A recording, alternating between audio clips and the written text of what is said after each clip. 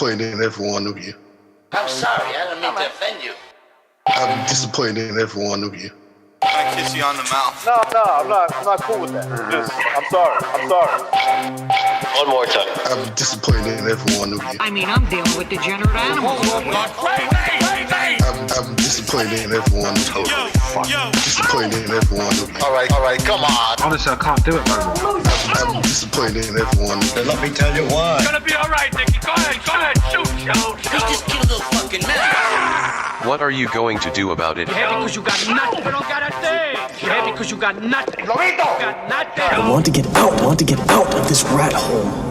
I want to get online. I need BDA boxing.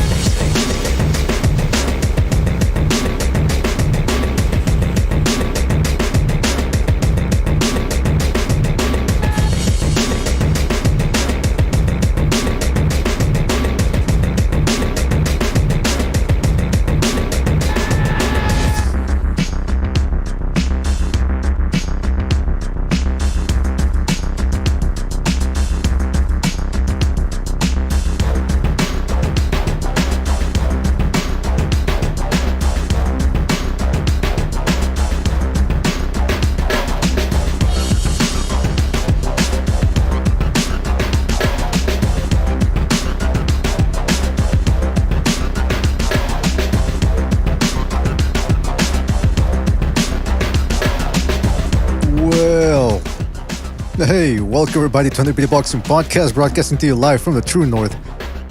This is your host, Mr. BDA, and I will be inviting everybody here in a couple of seconds. Before I do that, fellas, you know the drill. Before we get the business in here too embedded, let's get it out of the way right now. If you want to keep the gravy train rolling, don't forget you can join the BDA membership program. You can donate via the super chat. But the most important thing is that you continue to like and subscribe the show, right, fellas? That's the most important thing. Shout out to everybody who has been part of the BDA membership program, by the way. Really appreciate it. And don't forget you can check us out on Spreaker, iTunes, and Spotify. Well. We're going to be talking about Canelo Alvarez versus Jermall Charlo. Possible fight, interesting fight. But then this news came out. Terence Crawford suing Top Rank Promotions. And not the old, they besmirched my reputation, they withheld money. No. It's not just that. I mean, it's part of it. But he's saying that it was because of, you guessed it, racism. The old racism. Oh, they were racist to me.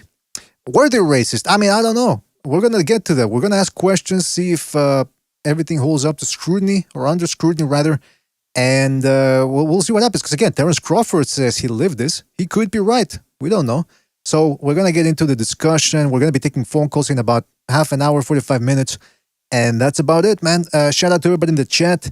Talking about Kim Butch's in there. Lobito, a.k.a. Gonzalo. I'm going to call you guys in a couple of seconds. Omar E. SSC. Egg-shaped form. Who else? Andre Shooter. Shout out to Andre. Face of Boxing. Not. That's K-Nut. WK Devon, shout out to WK Devon. SSC Official Scorecard Boxing, shout out to Official. Sweet Science of Brawling, the Stray G Turo, Reese Rales, Uncle Pete in the house as well. Virtuoso Eparokua, The Quags, Don Ramon Champ, Kevin P, Uncle Burnt Apostrophe, Leighton Evelyn, The Can Man, and many more people to come, I'm sure, fellas. Thank you for joining us. Really appreciate it. Let's get right down to it, fellas. It's going to be one of those shows, I believe. One of those shows where, hey, listen, we're going to talk about boxing, but now we got to talk about the business of boxing. And we don't do that all the time, but it is what it is. It should be fun at the end of the day. At least it will be that. So let me just real quickly here call a couple of people. Don't forget to hit the like, fellas. Really appreciate it. Really appreciate it. All right. Hold on a second, because I got a lot of people to invite now. Ever since Stu came back, I gotta add extra people here. Oh, hold on a second. Where's Gonzalo? Here we go. All right. So hopefully people call in. Let us know. Do you think that there was racism involved in this? Do you think Bob Arum and Top Rank as a whole is a racist organization? We will find out, fellas. Strap in, because we're gonna get to the bottom of this. All right. See, we got Bucho. Bucho there. Let's do a little sound check here. with Bucho. All right. And I see we've got Jimmy. Jimmy. We got Chief. Hello. Evening, guys. Good evening. Oh, Chief, you sound much better now, man. The last time we talked to you, you sounded a little under the weather. And Gonzalo, it happens. hopefully it doesn't happen anymore because we all want to be in optimum health. Gonzalo, are you there? Yeah, what's up, Mr. BDA? What's up, Gonzalo? Good to have you on board. Meanwhile, Evening, brother. Yo. Okay, can you hear me? yes, indeed. All right. Fantastic. All right, so let's start off with this whole thing. I want to set it up first because some people might not have read the article. I'm not going to read the whole thing, but just to set it up for the people out there. So Terrence Crawford claims that Bob Arum's revolting racial bias hurt his career. So what is he really alleging here? Well, he's saying that, by the way, his attorney is Brian Friedman. I talked to Rayful Shapiro. He says, you got to watch out for that Friedman. He's no joke. But in any event, Crawford shines a spotlight on the systemic racism that runs through Top Rank. Top Rank's complete inability to properly promote black fighters, and Top Rank and his stepson, Top DeBeuf, Arum's stepson, disparate treatment of black fighters, including Crawford. Arum clearly allows his revolting racial bias to impact the fighters he is obliged to promote. The other thing that's interesting here is that they claim that he doesn't know how to promote them.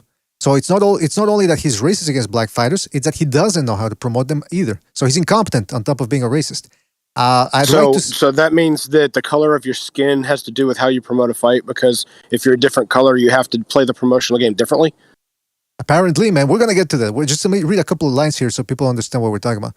But obviously, okay. Bob Arum commented in the New York when the New York Post contacted him, and he's saying that it's all ridiculous.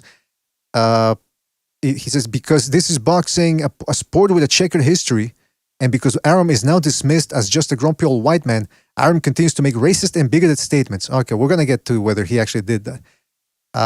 This is generally because the affected boxers who are in long-term contracts with Top Rank fear that if they speak up, they will be placed on the sideline and not given the opportunity to fight during their life of their deal. Well, actually, most top promoters do that, but we're going to get to that. The lawsuit alleges that it is painfully clear that Top Rank, and especially Arum, judges people based on their race. Arum's sordid history with athletes of color, especially black fighters, and his bias favoring white and Latino fighters is well documented. So now they're making it racial and saying that he prefers white and Latino fighters over blacks. It continues claiming Arum makes no secret of his deep-seated bias against black fighters. So as you can see right away, they're very adamant about how it is undeniable, according to them, that Bob Arum and Top Rank are racist. Then they talk about how he consistently mocks rival promoter Al Heyman, who's not a promoter, by the way, technically, who is a black man, and his relationship with black fighters, saying Heyman would steer a black fighter away from fighting Crawford out of a sense of brotherhood. Okay? What else do we got here? Crawford. They also talk about how Bob Arum threw Crawford under the bus by saying that he can't sell. So apparently that's got some racial motivation, although in the statements made here in the New York Post, it's unclear how that is actually racist. At a time when most businesses took steps to honor Black Lives Matter, the article continues, in the wake of the George Floyd murder, Top Rank actually refused to place the Black Lives Matter logo on the mats of its boxing rings. Now, I just want to say real quickly, I would like to ask, at which date or point in time did that occur? Because if it was right after the whole George Floyd fiasco, you can't really besmirch a company, especially an entertainment company, to not ally themselves to a case that hasn't even gone to court yet. That would just be stupid on their part. So they would really have to clarify at which point in time they're talking about that when that occurred. Instead of standing behind a black fighter, the suit continues, such as Crawford, it publicly criticized them. Top Rank's current smear campaign is deliberate, aimed at punishing Crawford for possibly leaving Top Rank by making it harder for him to sign with a new promoter. They also go on to say later on that supposedly Bob Arum called Mayweather soft, and that they were insinuating that Mayweather gets into a lot of trouble outside the ring, and that points or actually enhances the ugly stereotype that black people tend to get into a lot of trouble, and so on and so forth. So fellas, what do we got here? Is there any merit to this? in any shape or form. I mean, let's The be. media would have you think so. Chief. Let's be. We haven't seen the full what the suit says, right? We haven't seen it all, so we have to be objective here and try to play both sides of the issue. So let's do that then. Brandon Tatum's a guy I listen to on YouTube a lot, and one thing he says is, "Let all the facts come out before we start making a whole bunch of opinionated comments." So, my response into his comment of waiting till we have everything is, we don't know enough to make any insinuations, but calling a black man soft is not a racist comment. It's just not. It's to the individual. If he thinks Mayweather's soft, that's his opinion. Last time I checked, we have the right to free speech in this country to say whatever we want to. Nothing about that said all black people are soft. It's that he thinks Mayweather's soft. Well, I mean, Mayweather's ego is fragile unless you stroke it. We all know this. That is a fact, because he's blown up at people that didn't give him praise and worship. He's cut interviews short to people that didn't kiss his butt. That's a fact. So by making this comment, there's nothing racially motivated by that. If that's the only site they're using, if there's more to it than that, we'll wait for those facts. Bud going out of his way to say that he was kind of unhappy with Top Rank. He had the right to be. He wanted some fights. He trusted Bob. Bob couldn't get those done. He couldn't make the deals, even though it wasn't his fault. He couldn't negotiate enough to make PBC want to do business with him. If Bud wants to leave him for that, that's his prerogative. But to say that the fact that all of his pay-per-views were not overly successful, didn't clear 200,000 buys, did not make the money that to make back the money that he paid out Bud, and for him to publicly state that may be unprofessional, but it's not illegal. It's not illegal. It's not racist. And to be honest with you, he can open up his books and show to where it's probably factual.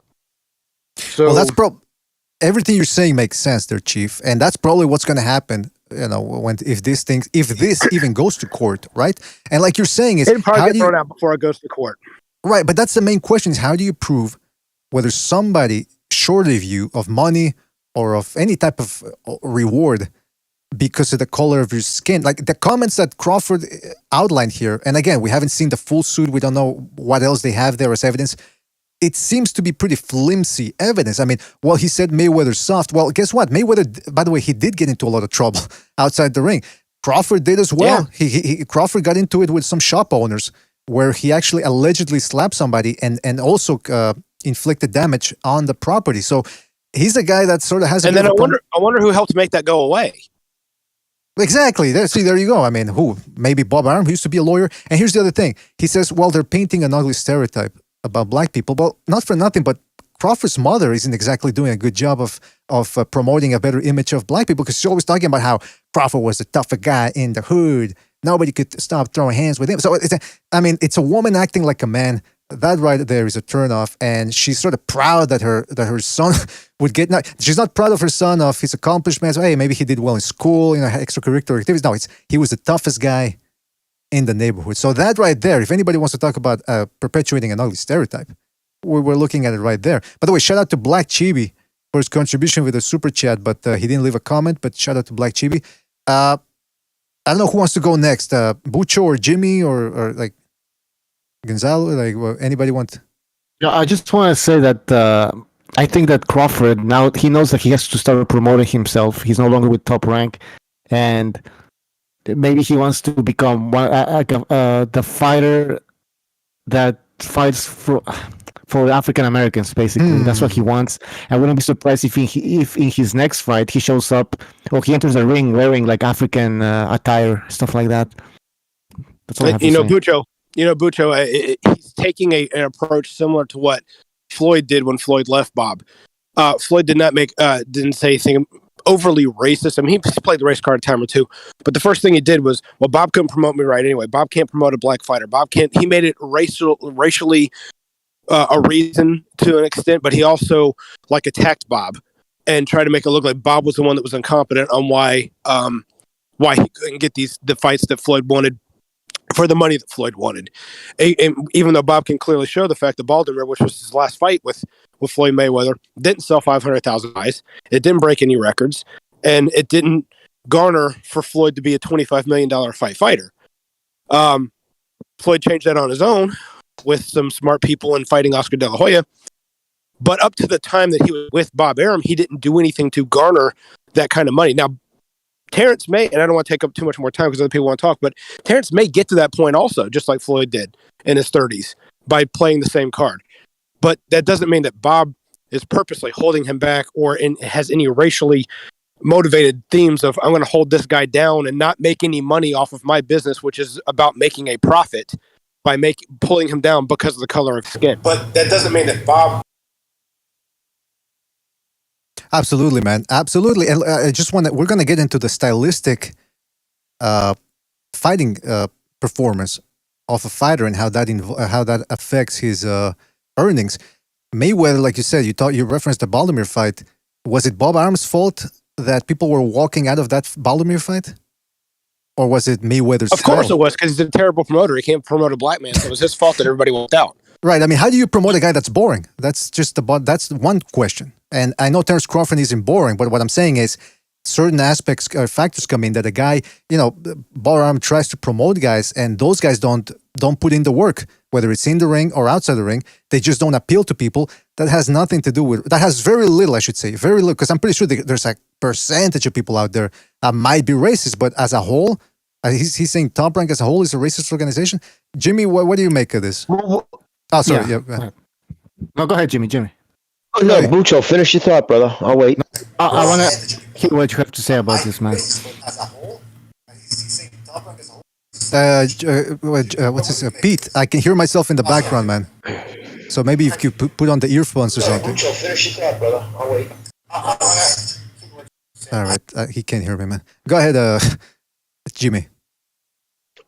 Okay, well, first off, what's up, guys? How's everybody doing?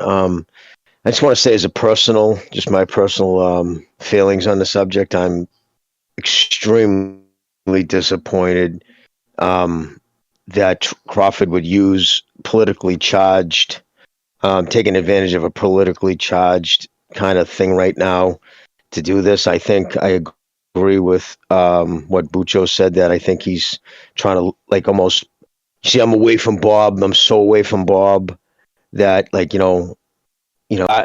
he wants the black fight vote. I don't know why he would think he would have to do that. I personally think somebody's in his ear. Somebody's been in his ear, giving him some ugly information, just saying some stupid shit.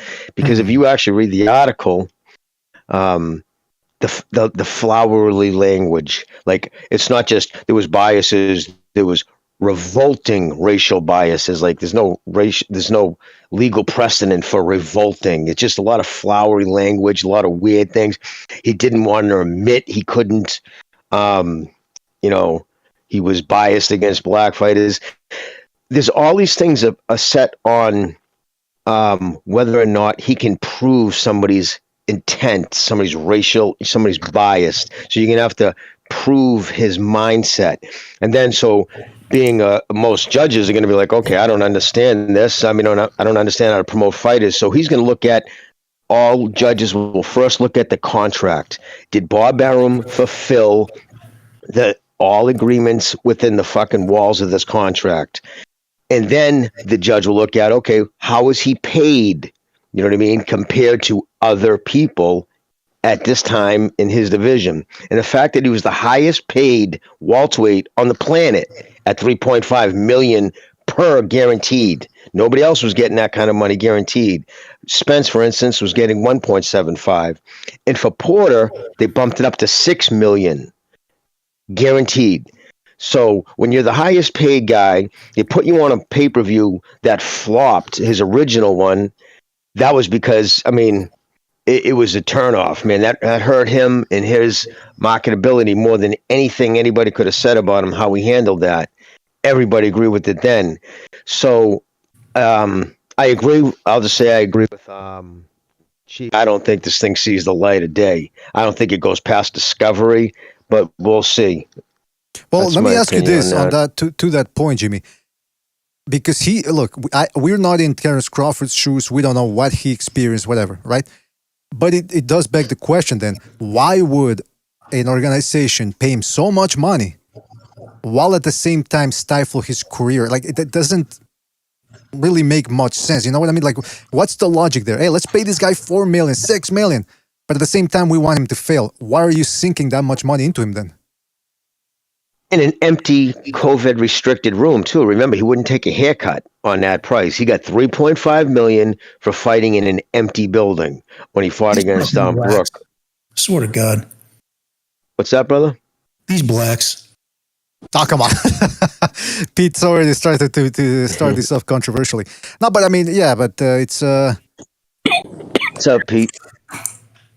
Like, Jim, like, that's my question. Why would they sink so much money in a guy that they're actively trying to sabotage?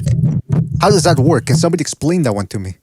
Anybody here or in the chat? Well, you're not a promoter like Bob Arum, being around as long as Bob Arum's been around, as successful as Bob Arum has been over the years, and being the longest running American promoter of everybody on this board's lifetime, and pouring money into a sinking ship every time out.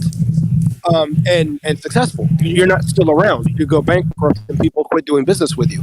So if he's doing this, he sees something, and he saw something in Crawford. He saw a potential. He thinks he may have been the best fighter in the world. He said that himself, that he was the best pound for pound fighter in the world. You don't say these glowing comments about someone that you're racist against.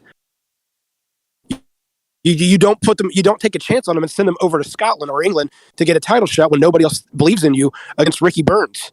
You don't do that because he's barely ranked. Let's say he's a mandatory. Who got him these shots? Now, I'm not trying to defend Bob saying that he's a stand-up guy. He's a promoter. He's about making the bottom line dollar for himself. Always has been. I get that. But proving racism as a reason for it, saying that Bob Arum's racist because he doesn't have enough African-American employees at the upper echelon of his business, of his personal private business, to where that it's not publicly traded, to where he doesn't have to follow certain guidelines of hiring people. He hires who he trusts that's going to get the job done to turn a profit. That's what it's all about. Is Bob Arum purposely trying to lose money with Crawford by being a racist? Because that's what he's basically saying. It doesn't make sense. Well, that would be a terrible businessman. So I'm willing to lose money just so I can satisfy my racial behavior, whatever. Like, it doesn't make sense. Like, and a privately owned company. This isn't Kroger. This isn't Coca-Cola. This isn't places where stock prices can change based off of public opinion. It's a privately owned organization that he started himself, and he's run longer than most people that follow boxing have been alive. I'm not defending his practices. I'm not saying he's a great man. But he's done something right for a reason, and he did it right with Marvin Hagler, with Tommy Hearns, with George Foreman. Oh, wait, what do they all have in common? Oh, yeah, they're black. Yeah, that's what we were going to say, because they're saying, well, there's a precedent of racism against black people. What, with Hagler, Ali, Mayweather? I mean, you can talk about Mayweather saying, well, he could have got more money. But the fact is that he was making very good money with HBO, and that's the point of this whole thing. And my question is, why wouldn't Terence Crawford just say, look, this guy shorted me of money and I've got the proof? Why does he have to bring in why does he have to play the race card, which makes his claim more shakier? It makes it less tangible. Now you got to prove that the guy's shorted you because he's racist, as opposed to saying, look, Don King used to short fighters all the time. That's what he was famous for. He was black. He used to do it to other black fighters. Has nothing to do with color. It's about the money. So if you just pursue that angle, that it's all about the money, it seems to me, as a layman, that would be much more favorable for the plaintiff than actually bringing in the race car, which just muddies the water. And can I add to that another thing that in the column, and it doesn't look good for Crawford? How many times did he re-sign with Bob in the decade he was with him? At least two that I know of. So wait a minute, you spent 10 years with a guy and it took you 10 years and made millions and millions of dollars, makes you the highest paid guy. But then all of a sudden, I think a lot of this is he did not like the comments of Bob going out the door. Hey, listen, I lost money on that kid. He's a prideful guy. I'm sure that hurt his feelings. And then, again, the flowery language, this is very important, with not offering one example. Again, it's all about trying to prove this man's mind. It's just there's almost no legal precedent for set for the things he's going after, and I don't see a judge setting one on that. I think right now, and I hate it sucks because I really have always been a big defender of him, but this is my opinion, ugly race hustle and bullshit. Yeah, it seems weak. That's my opinion too. And again, I'll wait before I make that definitive statement. Once everything comes to light, if it comes to light in court and so forth. Shout out to Texas Bulldog, by the way, for his contribution with the super chat. It says, Boo disappoint. Shakur can't get the big fights either. Well, we're gonna get to that, by the way. We're gonna get to that. But the fact is, Shakur Stevenson does seem to be in a favorable position financially here right now with a supposedly racist organization. And also, I want to give a shout out to hold on a second. Kenshiro. Shout out to Kenshiro for his contribution with the super chat. Says, I never see Asians pull this card in boxing or life. Well, I mean, shout out to Kenshiro. I mean, go ahead, Pete. Go ahead. Pete, you want to say something? No, I just said good point. Good point, Kenshiro. Well, can I say well, you mentioned Shakur Stevens. I would say in the same age, in the same group, you would say, what are they, four kings? They call them four queens or whatever. They say Haney. I don't know why they put Gervonta Davis in that group because he's 28 years old. But that group of guys who came kind of on at the same time, Haney, Garcia, Shakur Stevens. Look at Shakur Stevens, the level of competition he's fought. He fought Herring, right? World champion. I mean, that was bigger than any, actually, I would venture to say a bigger opponent than anybody Davis has fought since Pedraza. That was, it took him 5 years ago. So I think, and then he's been moving him along progressively. You know what I mean? He was just 2 fights ago. He was still called a top end prospect.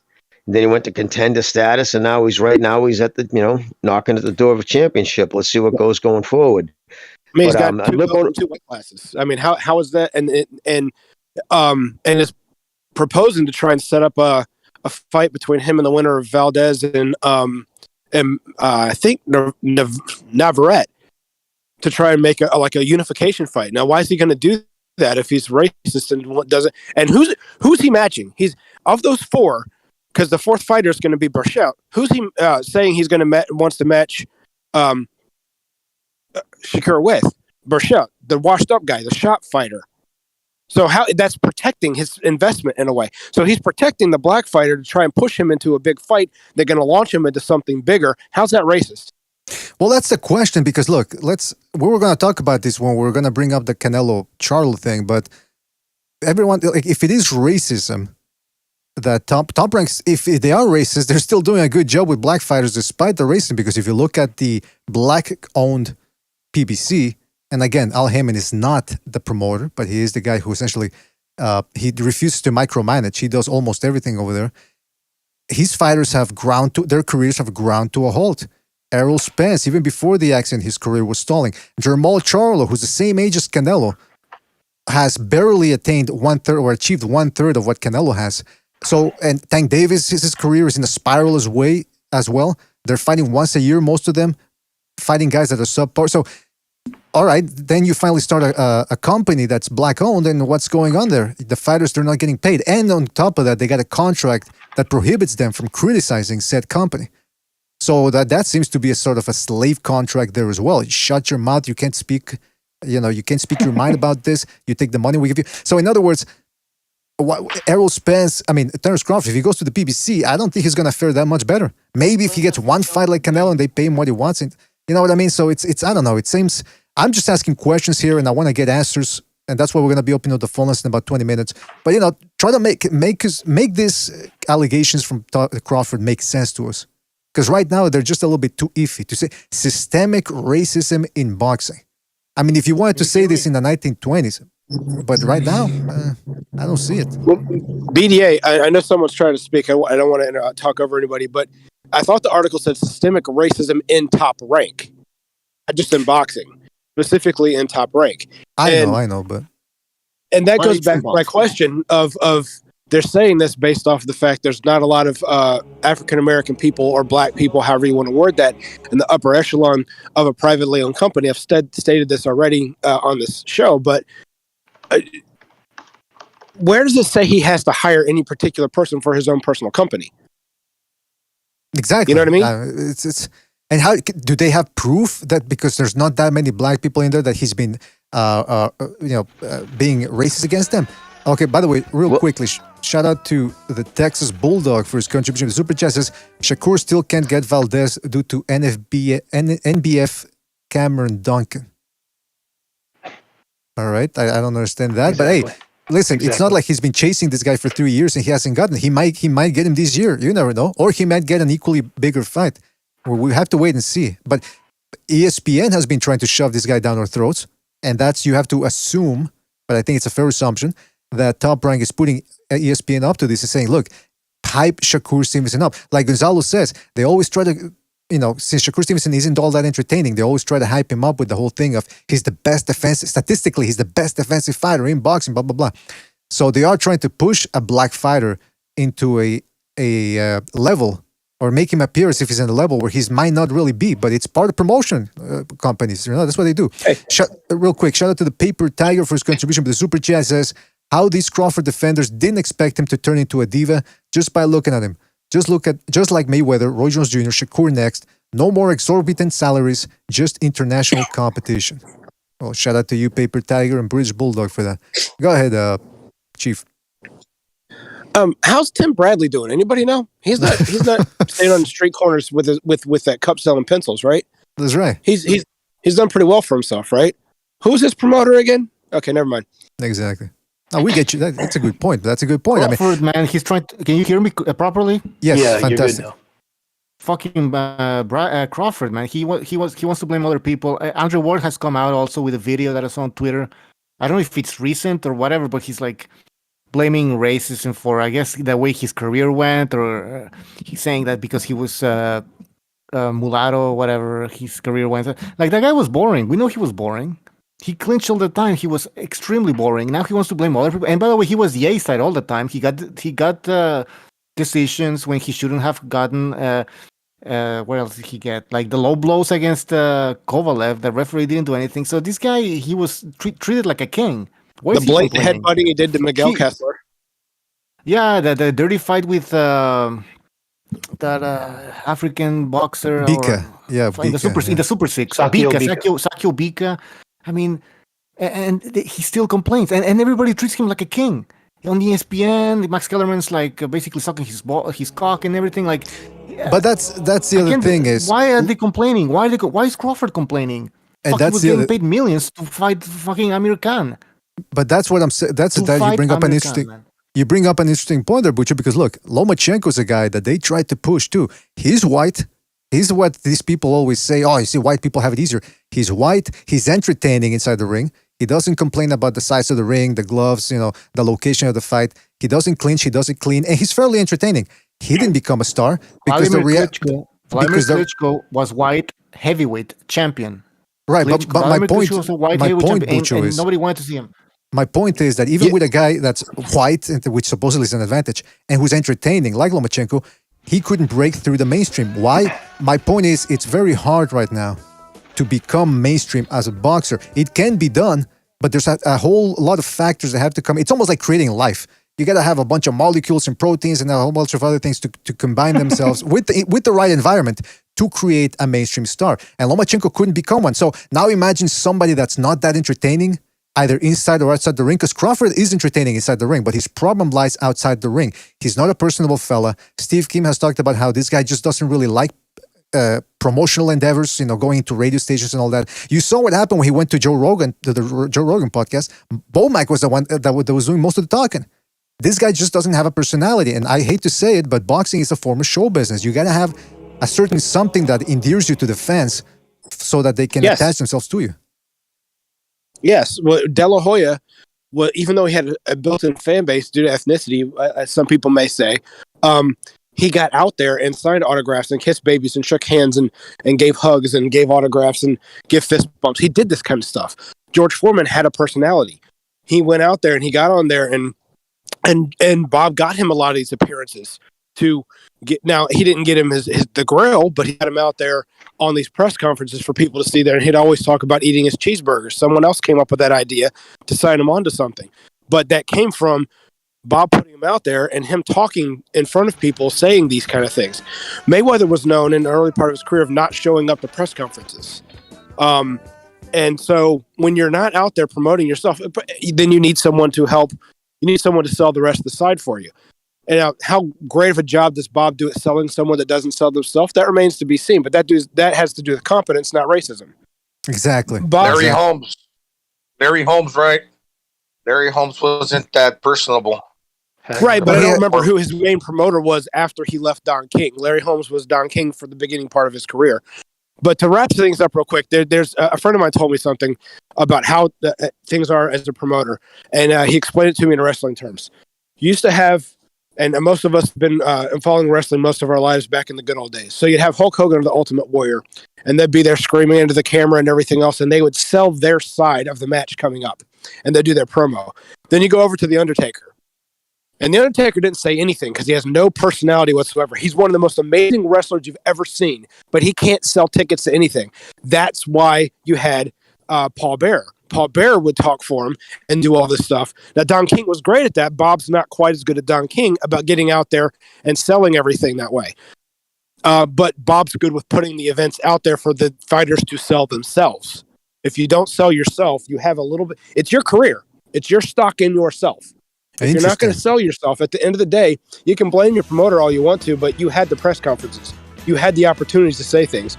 The precedent of how to sell yourself through Ray Leonard or Muhammad Ali or De La Hoya or George Foreman or Mike Tyson, all these guys that actually went out there and sold themselves, the landmarks out there of what kind of style you need to do to try and sell yourself to make people want to come see you. It's been out there. And if you're not going to take ownership of your own career, because it's your career, it's not Bob's, you're the fighter.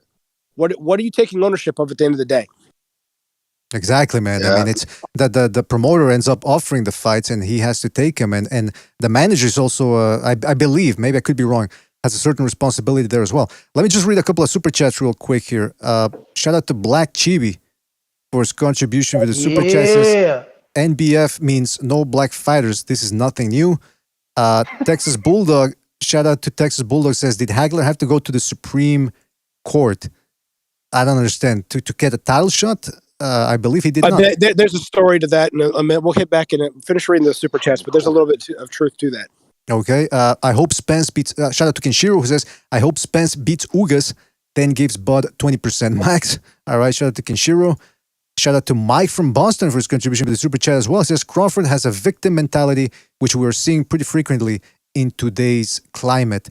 Well, shout out to Mike from Boston, and it's kind of hard to disagree. There's always going to be people out there that like to take advantage of the victim mentality, but even more so now.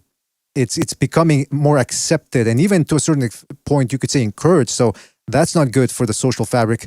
All right, so yes, go ahead, Chief. You were going to say something? The history of Marvin Hagler's out there a lot. A lot of people have done shows. Hagler could not get ranked very at the beginning, and I'm not going to sit here and tell you exactly when I knew he never signed with Bob Arum, period.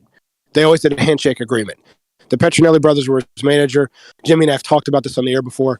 When Hagler became champion and people started to promote his fights to put him on TV, he had to go to the Supreme Court, and I do believe the Kennedy that...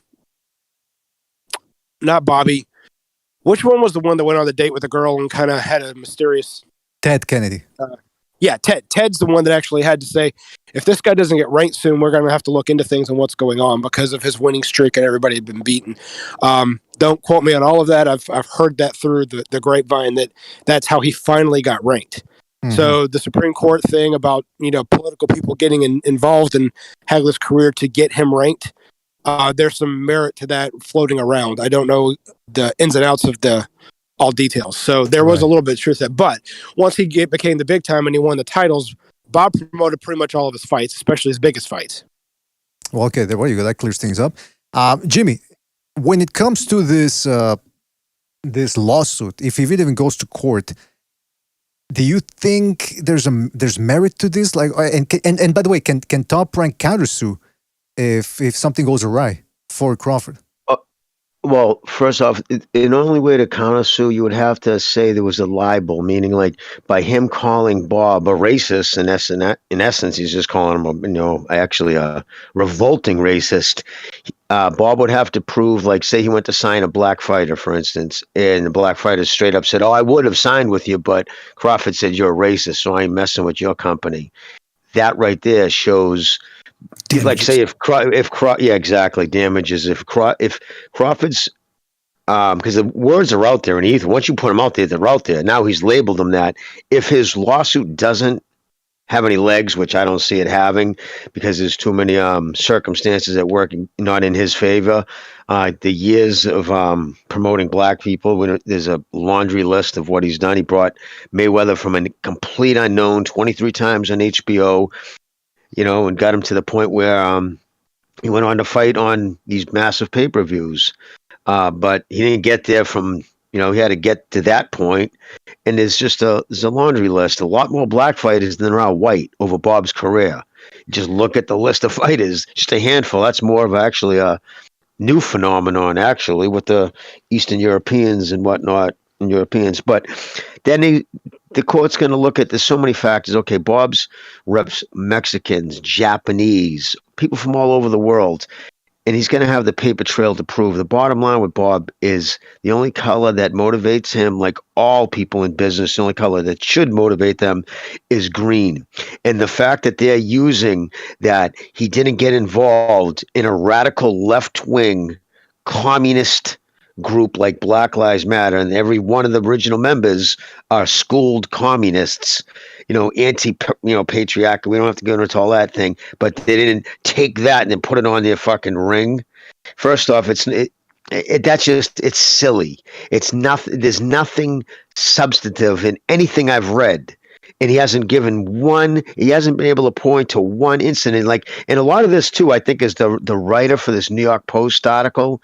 You get the right, woke liberal writing the article, they're going to use all the fucking keywords, the systemic racism. And how is Top Rank? And mind you, Top Rank got historic amount of, world champions and all the things he's done in 50 years. It's a small company. It's a handful of people who work there. It's not like this huge corporation. So, you know what I mean? Like, there's not an HR department saying, there's a racial quota we have to fill in order to get federal funding. It's not, like Chief said, it's not Coca-Cola. He doesn't give a shit about that. And even at that token, you look at Al Heyman. He surrounds himself, his lawyer and his lawyer's wife are white. All the people around him. He has that woman who does the PR for the PBC. She's white. So it's, you know what I mean? So it's just asinine. Again, I just see no teeth in this. And I just think it's a mistake, because I think he's actually done more to hurt his brand than anything. And that's my opinion on that. But now let me ask you this. Go ahead, Gonzalo. Yeah, who's going to want to sign him aside from maybe the PBC? And there comes a point in time where people do break away from Top Rank. Oscar De La Hoya, Mayweather, Mikey Garcia, they do. But for these reasons, it just sounds kind of funny out of nowhere. Well, Jimmy, let me ask you this, man.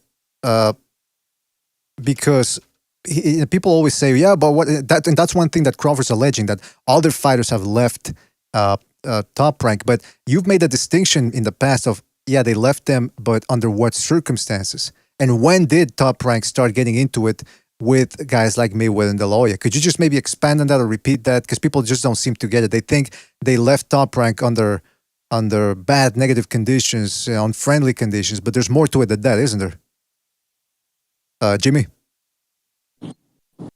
All right. He left. They left Top Rank when Bob brought him to a certain point, and they already had such name recognition that they, like, you always hear about it when I fight it. Everybody in the business, even a casual, knows this person's name. Why would he need a promoter? Everybody knows him, but nobody. It's like right now, if Virgil Ortiz never had a promoter, first nobody would have ever heard of him. You know what I mean? Like, you need promoters to get you promoted to that point, and all these people that they use as examples of people who left Bob Arum, they went on to be superstars. You know what I mean? Oscar De La Hoya, people who shatter pay-per-view numbers. You got Floyd Mayweather, who was in the biggest pay-per-view selling fight of all time, an ex-top rank fighter versus a top rank fighter from the Philippines. So again, he's going to have a hell of a time proving somebody's feelings, and then on top of that, proving those feelings cost him money. So he's going to be able to prove that if he was with Al Heyman, he would have made that fight because he's a free agent now. And what's coming out of the PBC is from their guy Tim Smith is that we don't have that kind of money. We don't have we're not going to pay Crawford the kind of money that he wants. Not that we know what he wants, but I mean they've already come out and saying it. So it is what it is. That also brings up the point of, and Gypsy said this in the chat. Shout out to Gypsy. He says, "This is what happens when you think Shakur Stevenson is a good kid. Shows your character as a person." That's the other thing. If Top Rank were truly racist, why would they continue promoting? And if they were that, if they really did think that all black people are bad outside the ring, why would they continue promoting a guy in Shakur Stevenson that got into that type of trouble? Moreover, like I mentioned before, yeah, exactly, and like I mentioned before, Crawford also got into trouble. Real quick, Chibi, just real quick. Crawford also got into trouble outside the ring while he was under Top Rank. Same thing with Mayweather, who was being unruly outside the ring in clubs and all that while he was on the Top Rank promotion. So, I think it's pretty fair to say that this racism thing is a little bit iffy. But go ahead, Chibi. What's your opinion on all this? I was going to say when it essentially comes to it, of all people, I wish Terrence Crawford wasn't the one that essentially had pulled the move, because I don't think that he's racist towards any black fighters at all. I think it's more of what Bob Arum does in the boxing community. He prolongs the fights to make them get built so big, but it's like, time is running out for Terrence Crawford. He's getting older, and he's been asking for the same fight for 7 years. And to be honest with you, he should have been left him a long time ago, and he wouldn't be having this problem right now. I don't think he's going to win that that courtship, because at the end of the day, it's like they're going to look all in the past of who Bob Arum worked with and everything. So. But at the end of the day, boxing is the most. I understand why he bring that up, because boxing is the most racist sport out here. Like that NBF, no black fighter thing, that is true. But it's still a thing that with Terrence Crawford situation, he should have just been left them, and maybe he could have made that fight happen if he would have ended up going, to PBC or something like that. Well, let me ask you this, man. But Chibi, none of this is all opinionated from you, and I respect your opinion. But going to the PBC doesn't guarantee. Look at how scarce and stagnant all their careers. You're trying to tell me that they would have just thrown right around Bud if he would have left them and gone with PBC? That's speculation. That's opinionative. And you're saying he prolongs these fights. What has he prolonged with the PBC? Danny Garcia did not sign the contract that was sent to him. Sean Porter actually said, hold on, I'm almost done. Sean Porter actually said, I'm not going to call him out when he won the WBC off of Danny Garcia. Vince has never mentioned, I want Bud next, ever in an interview. He said he's a possible opponent, but he's never said, I want him next. I better get him next. None of them have done that. So how is Bob responsible for any of that? Bob is known to I see this all the time with Bob Arum. Like, for instance, even when you go to with the Shakur Stevenson Oscar Valdez fight, we all know who we want next. We all know they just cleaned out the division, but instead of him going that route, he rather go, okay, well, let them fight them, and then they fight. Like, this is what he does. Like, he'll prolong it. But like I said, every promoter moves people in certain chess pieces. And I'm sorry, I just interrupted you, so I do owe you an apology. But every promoter puts people in certain chess pieces in order to make the most money for their fighter and for themselves, especially if the fighter's representing themselves management-wise. The promoter technically wears two hats of becoming the manager, which is a conflict of interest. But if, like when Mayweather became his own manager and he fired James Prince, Bob, therefore, then assumed the manager and promoter role and just threw everything through Floyd and said, here's this, what do you want? And Floyd went and represented himself. So Bob was technically wearing two hats. Now, back over to the Shakur Stevenson thing, to fight the Oscar Valdez, it's going to make more money now than it would have done at featherweight, because people barely knew who Shakur Stevens was at that time, number one, and Valdez hadn't really established himself as a major star. His knockout of Burchett put him up on a map big time, and now this fight is going to make money for everybody. So you have an element of truth. I'll wrap up because I've interrupted you twice. You have an element of truth that he does move things around, but it's always for the way to get your most bang for your buck. Go ahead, sir. I'm sorry.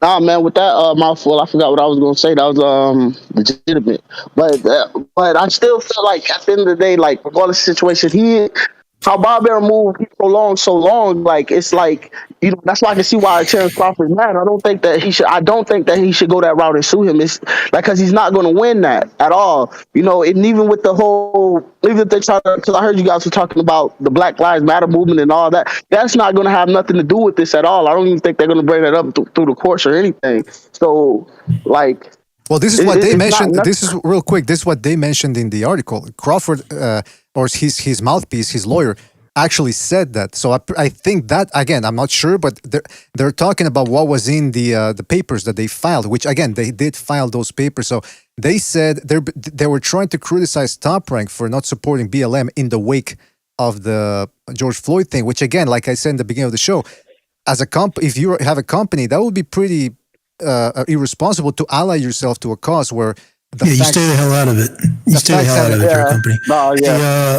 What, Mr. BDA, where's the complaint at? Did they give you the complaint, or they just give you the synopsis? They just give the synopsis essentially. And let me just say that. Yeah. By the way, Pete, your mic is way too loud, man. Maybe you need to lower the volume there a little bit because it's too hot. No, let's not do that, because remember, then we can't hear him. No, but okay, but there's got to be a middle ground here, Real quick, let me just read a couple of super chats here. Shout out to Chris K for his contribution. The super chat says, Andrew Ward's low popularity due to racism. Facts. Yeah, it had nothing to do with the fact that he was boring inside the ring and boring outside of it as well. Shout out to the Axiom for his contribution. But the super chat says, Bud left Top Rank ESPN. PBC this week devalued him. The zone ain't got anything for him. Is Crawford in network limbo? Oof, that's a good question, the Axiom, and I hope not, because it's very hard to get out of network limbo, especially for a 34-year-old. Shout out to Texas Bulldog, says, I don't know about racist, but Bob for sure stifled Bud's career. Shout out to Texas Bulldog. That very well might be true, but then that begs the question, did he really? But recognize the thing. Or did Bud have something to do with that? But that's what I'm saying is maybe it was both. Maybe it was Bob Arum 100%, whatever. But why did he have to bring in the race angle when that's only going to muddy the waters and create more problem in him winning? Listen, unless you got 100% proof, then I'm going to say that's the sign of a shady character. See, if I'm going to make an accusation towards somebody like that, let's say I'm going to call somebody, you know, I don't want to say the word, the most dangerous R words. The race thing and the other one, I'm gonna have proof about that. You know what I'm saying? I'm gonna say, no, here's my proof. I'm not just gonna say it to throw it in the air and so people can hear it and get that person hurt in a certain way, right? I wouldn't be that vindictive towards someone for no reason. So unless he has a real solid reason why he's saying that. And we'll find out, you know, maybe, who knows, maybe behind closed doors, he says some shit to him about race. I have no idea. But unless you have that, it just speaks to your character. And look, let's be honest, like the guy's character is dull as fuck, man. It's always been. He has a very dull personality. He's kind of like a, you know, inverted person in a way. He has all the signs of somebody who's more inverted than outverted. You know, I'm not saying that Spence is, you know, more outverted, but at least Spence goes with the flow. He's not really complaining. You don't hear anything. He's like, if you listen to Spence, he's happy with the money that he's getting, right? So he's more of probably somebody easier to be around. He's going with the program. Whatever the program is on that side, he's with the program. So I don't know. To me, it's not I kind of like Terrence Crawford. I like how he, like, you know, I kind of like how he moves, man. I don't see nothing wrong with it. I like how he was. Yeah, but in terms of selling yourself. So the question is this: is he being stifled as a superstar because of Bob Arum, or is it because of him? Is it because of his personality? You get what I'm saying? Some people could like a fighter, but they don't necessarily sell. You know, I like Lomachenko. no, Lomachenko is not a huge superstar. He's not. You know what I'm saying? I'm cool with that, and I don't hear him complaining either.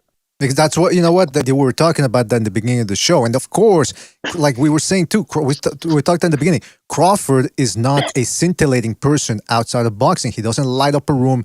He's not a great speaker.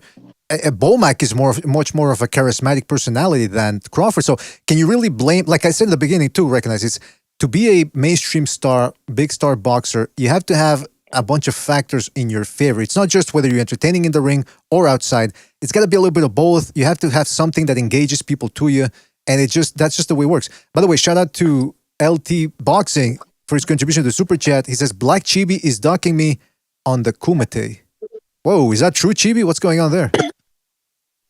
Yeah, it muddies the waters and it hurts this brand. Just let's say, we want to hear Black Chibi's getting called out. Yeah, but I'm talking. Yeah, Josh Taylor. Let's say he moves up. Go ahead, Gonzalo. Go ahead, yeah.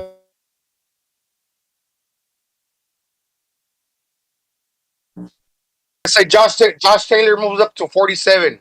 It hurts his brand because how is he gonna fight Josh Taylor at 47 if he's talking shit on Top Rank? That fight's not gonna happen. That's what I want to say. Yeah, that's a good point, Gonzalo. Chibi, what do you say to that call out? Your response, Chibi. What he said again? He says, LT's here, by the way. Well, listen, LT's here. Let's hear what he has to say. It's a nickname for a big debate. It's a debate, brother. You know what it is, Black TV. You know exactly what it is, Black TV. I don't want to talk to about Carnelo and none of that no more, man. Every time we do this, man, he gets mad. I don't want to talk to him about it no more.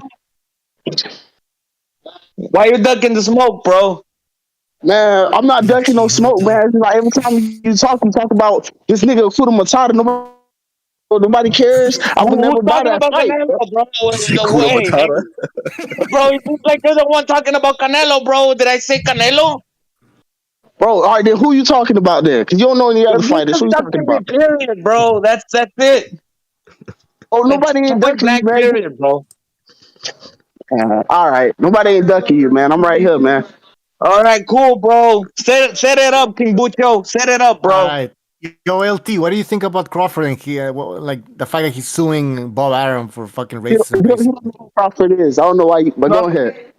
Crawford is suing. Fuck, man, I didn't know about that shit. Oh, yeah, you suing him. Fucking boxers are, bro. I haven't seen anything racist from Bob Arum. I mean, what happened? I mean, what's like the basis about? Like, I could just say Black Sheeby's racist against Mexicans, but like, can I take him to court? I don't know. Well, what does it stand like? That's just it. LT. He hasn't really given it. Yeah, he hasn't given any precedence. He got on fight scene. Well, LT. Oh, fight scene. Yeah, with the hard ER. Well, back in 2019, Crawford. Everybody says Crawford. He didn't get him any exposure. In 2019, he was the most watched. His fight in 2019 was the most watched cable fight, like not on pay-per-view. So he did some decent numbers. Yeah, and he promoted him. And how many other fighters were promoted? Like, he sunk a lot of money into his building his brand up first in Oklahoma, which he did. Remember, he promoted a lot of his fights were there. Yeah. And again, whether you want to blame Arum or not, I personally don't see how you can blame him for fighters from other promotions if they openly turn down biggest paydays of their career.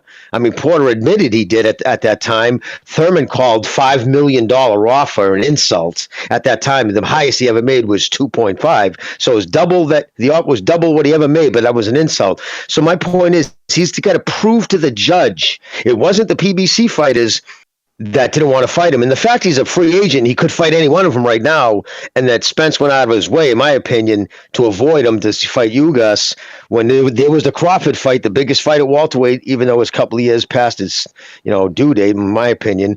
He didn't want it. So the problem is, and so now you're going to prove that all these fights didn't happen because of Bob? Then because of Bob. Then you say, Preston, okay, where have all the other cross-promoted fights been? Ding, ding. You sit there with the fucking, I can hear the Jeopardy music going. Okay, now list all the other fights outside of the PBC these guys fought. And when they can't do it, and they say, "Oh, okay, yeah, PBC doesn't really cross promote." Their promoters, people inside the company, are on video saying we are going to keep things in house. That's been their promotional style since that fucking May of 2015 when it kicked off. So he better be careful fucking with Bob Arum, man. Bob Arum is a very smart, experienced man. First of all, he could sue him for slander. Bro, Bob Arum is a lawyer, first of all, bro. Yeah. He could sue. He could sue Bud for.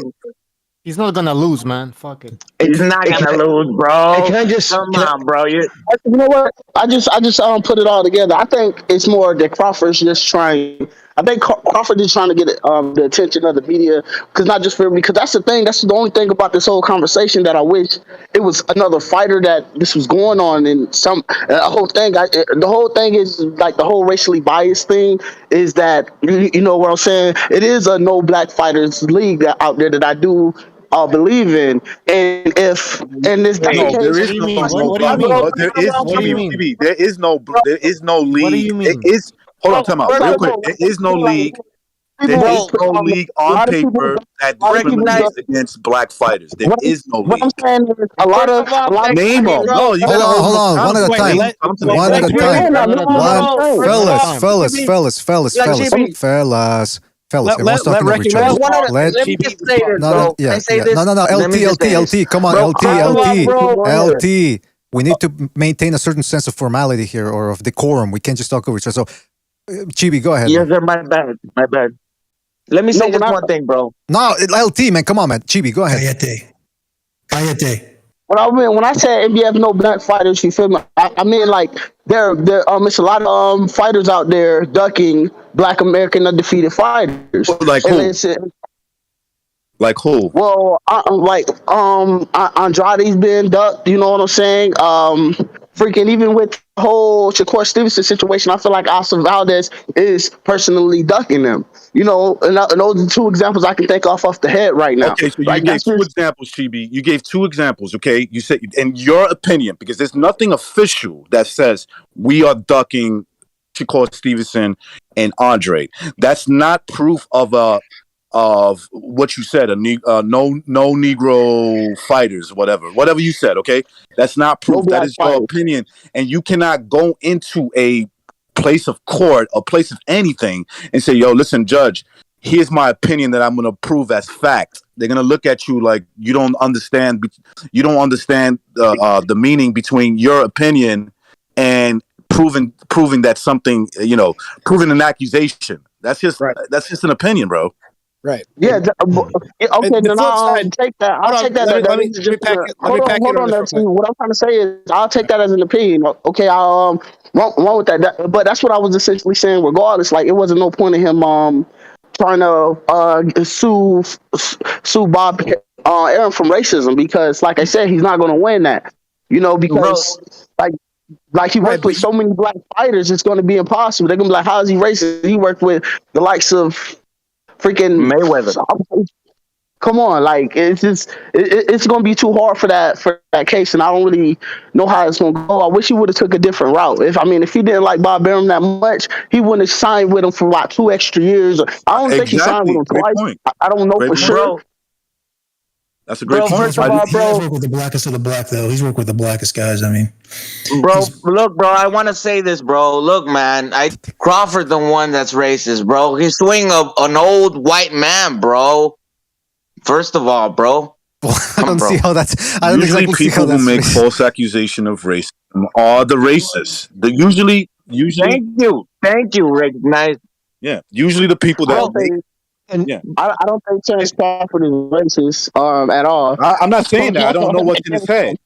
But he definitely has race on his mind. So there is a very good possibility that he's also racist. Maybe he has a reason to be racist, but let's not sit here and say he's not that he doesn't have racial thoughts in his mind. He obviously does. Bro, let me add this to the picture too, bro. When Crawford fought this dude, I forgot his name. The one that knocked him out. The most recent fight, not with the black dude. Forgot his name. Brooks? Joe Brooks, yes, bro. He had a big fat dude holding his belt, yelling black power" on the weigh-in. All right, so What in my standpoint, bro, but boxers been doing that for years. Even everybody was even saying all hell Allah and everything. That's just them. Like we can't say that that's the reason why they racist. Well, that's my thing is that Turn it around, bro. Turn it around. Well, what if, bro? What if you saw like a white dude, before on the way and saying white power, white power? What would you say? All right, if you go Wouldn't it be if you go racist? Yo, this guy's racist. hey, let me just say this. Can I say this, if you man? essentially go to somebody, if you go into somebody's face that's a different race and you got them yelling black power, you're very racist. But you feel me? If you're going for what they said, for instance, like I believe in the Black Lives Matter movement. I heard something was said about the Black Lives movement since I've been here, but that's his opinion. So I didn't respond back because that was his opinion. I'm not racist. It doesn't matter to me. You know what I'm saying? Okay. Let me say this. Let me say this Can I ask real a quick. question? Can I ask a question? What? Yeah, go ahead, Mr. BDA. Real quick, and then you'll go, Bucho. Shout out to Not for his contribution with the super chat. Shout out to K-Not. He says Black Chibi has white Air Force energy. Oh, come on. I don't know what that means, but I don't think it's anything good. Oh my god! And shout out to I'm not done yet here. Texas Bulldog. Shout out to Texas Bulldog who says NBF, that means no black fighters, is real. Haney is another example. 3-time unified champion ducked. And shout out to Kinshiro for his contribution with the super chat. He says, why don't they only get a black agent to stop racism? Yeah, that's why I said in the beginning. I said what Al Heyman is a black advisor, and his fighters' careers don't seem to be going anywhere lately. So I don't think race solves everything. Very, very black. And can I just add a couple? Look, I just want to add a couple of points. I'll make it real quick. Bob Arum too, to prove that, I would say, if I was his attorney, I would bring up, remember when Muhammad Ali walked away from boxing not to fight in the war? He was in with the Muslims who were very anti-American at the time. There was that whole, I don't want to get into all that bullshit then, but he was, to white people back then, he was like fucking kind of radioactive. A lot of people didn't like him. And Arum worked with them. Arum went right out and signed him. He didn't give a fuck. Back in the 70s, he didn't give a shit.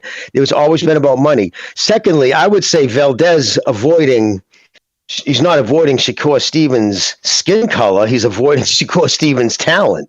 I'll just put it that way. Just my opinion on that. Like, I think there's more of a proof to that. It's just like that kid's jab is unbelievable and he's accurate as fuck. And I think people it's a rough fight for no matter who takes it. It's going to be for the right money. So I don't believe he's being avoided for that. And I just want to say one last thing. I was the person who said everything I said about Black Lives Matter, I just want to say, is 100% fact. It wasn't even my opinion. All 5 women who started that program were schooled communists. They are what they are. They're against the patriarchy, which means the family. They want to tear it down.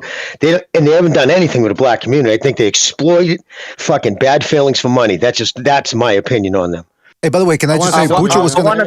Hold on. Let Bucho speak. All right. So, first of all, just quickly, because we talked about Andrew Ward, because now he's also complaining about his career, how it went, and he's basically blaming racism for that. Like I said earlier, he was boring as fuck and everything. But like, I wonder, where is the black community? Why are they supporting their fighters though? Like, why? Like, I don't understand. It's like if Crawford doesn't show up on television, what, black fight fans are gonna show up? Well, that's because I see them very vocal. I see they're very vocal on YouTube.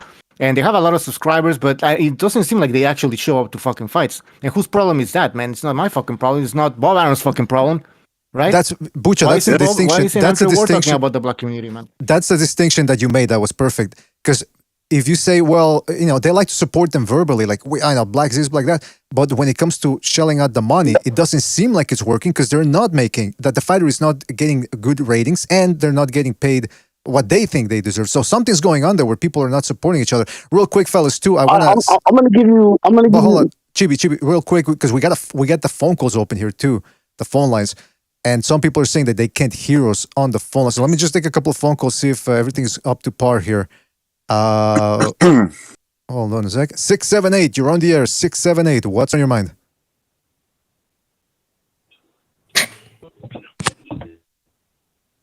Hold on a second. Wake up, white people. Wake up, white people. Oh, my bad. Go ahead, 678. 678, go ahead. Wake up, white people. Wake up, white people. Hold on, fellas, please. We're taking phone calls, I can't hear them. Go ahead, caller. Yeah.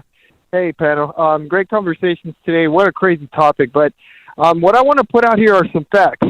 So about 3 months ago, BDA, I didn't know shit about boxing, okay? I didn't know dick about it. I barely know anything now. I was an MMA fan. And I can tell you right now, I had no fucking idea who Bud Crawford was, okay? Now that, that I'm into boxing now, I'm watching his fights, and I'm like, damn, he's a great fucking fighter. But yeah, man, how can you claim racism when it's true? The demographic that he doesn't appeal to are guys like me. I'm 30 years old. Yeah, that's a good point. I mean, have you ever seen his interviews outside of boxing, by the way?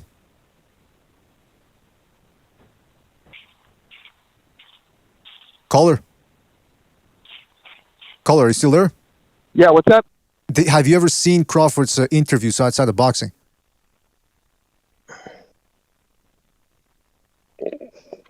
Caller, can you hear me? No, I think we're getting some problems here with the phone lines. Yeah, I can hear you. I take another call, man. There's a lot of no.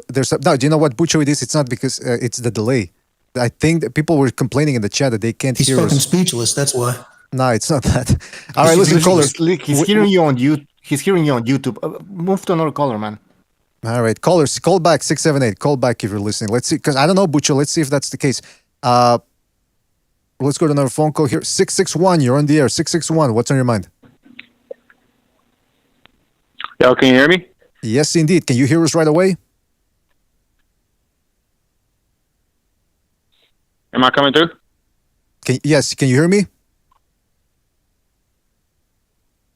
The phone lines are fucked, Bucho. The phone lines are fucked. All right, sorry about this caller. We're gonna move. We're gonna continue later on, man, with the calls. Yeah, something's going on with these fucking calls, man. I don't know what's going on here. Fuck! I have to restart them. Yeah, and are you sure you're online in? What I was going to say.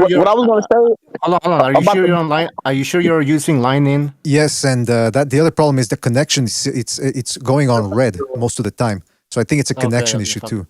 We'll open up the phone line soon again, okay? But go ahead, Chibi. You're eager to say something. Go ahead. No, I was going to say about that whole thing when you said about black people. See, this is the thing. All right, because in America, there's so many sports out there, and a lot of black people, you feel me? They don't really watch boxing as much as they used to. They're sit there and watch football, basketball, stuff like that, and then it's like, and then black people, what they'll do instead of saying $80 for a fight, fuck all that. They'll just say, I can just go to the bar and order me some food for about $30-$40 and watch the fight just like that. You know what I said? So that's what black people usually do. That's why they're not really okay. But then don't blame. Don't blame. Chibi, they didn't have basketball in the 80s. They didn't have NFL in the 80s, in the 90s. They didn't have all these other sports. These are just recent. But see, in the 80s and in the 80s and in the 90s, boxing was way bigger than it was. Let's not forget. After Lennox Lewis left, boxing kind of died down a little bit. With the Klitschko brothers and whatnot, which were fantastic fighters. Don't get me wrong, but so they ended up going to would it be fair to say that you were saying, Chibi, you were saying that there's so many sports. You were saying that there's so many sports that they don't have time to watch all of them or something. Isn't that the point you were trying to make? What I'm essentially saying that there's so many sports out there. A lot of black people are not really paying attention to boxing like that, unless a real. That's everybody, even Mexicans. I mean, like everybody's paying less attention to boxing. That's a fact. I've been saying this for a long time. I've been saying it. It's like people are looking at this the wrong way. The African American consumer, sports consumer, are not as interested as boxing. You might get a different viewpoint if you just listen to like YouTube, right? In a certain segment, you'll be like, wow, a lot of black fans, and there's still a lot of black fans that are boxing fans, but for the most part, in terms of losing fandomhood, because there's football that's 70% black, right? 70%. Some of the best positions are dominated by African American players. Basketball, something like 80% black, African American, right? So these are sports that they're more in tune with. You understand? Right. It is what it is. You can't just say a black fighter is not getting attention because of racism. I would say race has something to do with it, but it's not racism. You get what I'm saying? It's not like, well, he's black. I'm not supporting him because look, there's always if you get a black guy that could fight like Mike Tyson, it has Everybody's like watching. Everybody's watching him. Everybody. He's a magnet. He's the when it comes to the sport of boxing, he was he was like an artist of violence. You know what I'm saying? Because that's what boxing is. It's controlled violence. Well, and on the Bush League level, but Tommy Morrison was doing the same thing in the 90s, and people were flocking to him because of his style, because of that jolting style. And he was white. He was a white heavyweight. Don't think that there weren't racist comments made on both sides and everything else like that. Of course, it's always going to be that way. Amongst fans. It's always going to be that way, but I don't look at it, right? I don't look at it. I remember going, I remember, competing in boxing tournaments where we went to a town where it's predominantly black. There'll be 1 or 2, 3 black dudes that would make a slick comment, but for the most part, all the black dudes that were there, if you fought good, they're like, yo, I salute to that guy who's not black and came in there and fought his ass off, or did really good. And then let's say, for instance, with the Terrence Crawford and the Sean Porter fight, when that fight was going down, I went out to a bar to go see that fight, and there was a lot of black people coming out there, but it's just because they just knew about Sean Porter and they knew about Terrence Crawford, but it just seemed like a very interesting fight.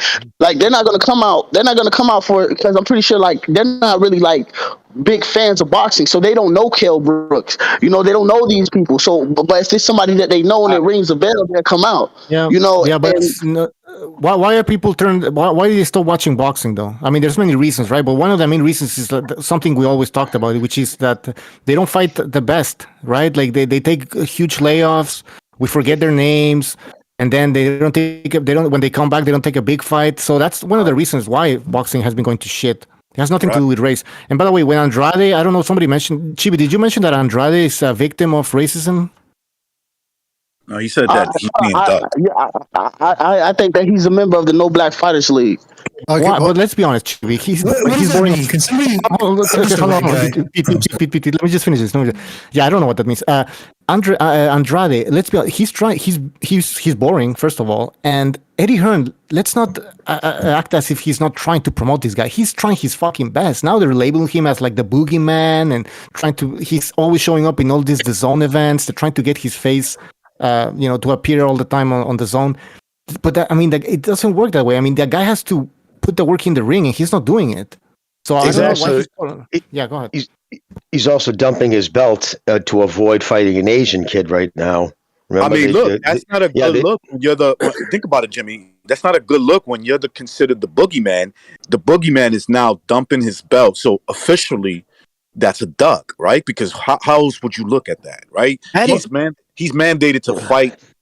He's got a strap, so he's mandated to fight a guy. He has obligations.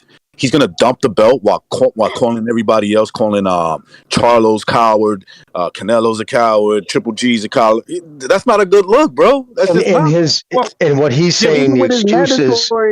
McGill is mandatory right now, and I'm still trying to figure out why McGill won't just fight the man if this is mandatory. Okay, but Chibi, I've been waiting to talk for 20 minutes now, so let me jump in on this. Right. Has he sent Munguia a contract? Because he hasn't sent Charlo, he hasn't sent Triple G, he hasn't sent Canelo, and he hasn't sent Murata any contracts. So he's running his mouth. Back in the day, this whole thing that someone explained to me was calling out was back in the day, you drew a line in someone's yard, called them out, see if they'd come out and step up to the line to defend everything. Okay, so all that really is you're running your mouth like a little kid, seeing if anyone's going to lower themselves down to your level for a fight. That's all he's doing. He is sending nobody any contracts. He's not setting any ratings records on fire. He's barely impressively beating B-rate competition. He's knocking very few people out. He's not doing anything. He's not putting on a performance that you go, man, that is the next pound-for-pound fighter. He's doing none of that, but he's saying he's avoided. That doesn't hold any water in the real realm of professional boxing. And instead of staying busy and fighting his mandatory, because that's what we want to see, right? Okay, if you can't get the big fights, then you fight the guys that are put in front of you. No, he's going to avoid this guy. Meanwhile, like check out the hypocrisy of this, right? That's the word I was looking for. Is you're claiming everybody's ducking you, but now you're going to officially There's a difference between calling somebody a duck and then officially, because once you dump that title, if he does that, I don't know if he's done it yet, but if he dumps it and he says, I'm not fighting this dude, I'm dumping my belt, that's an official duck.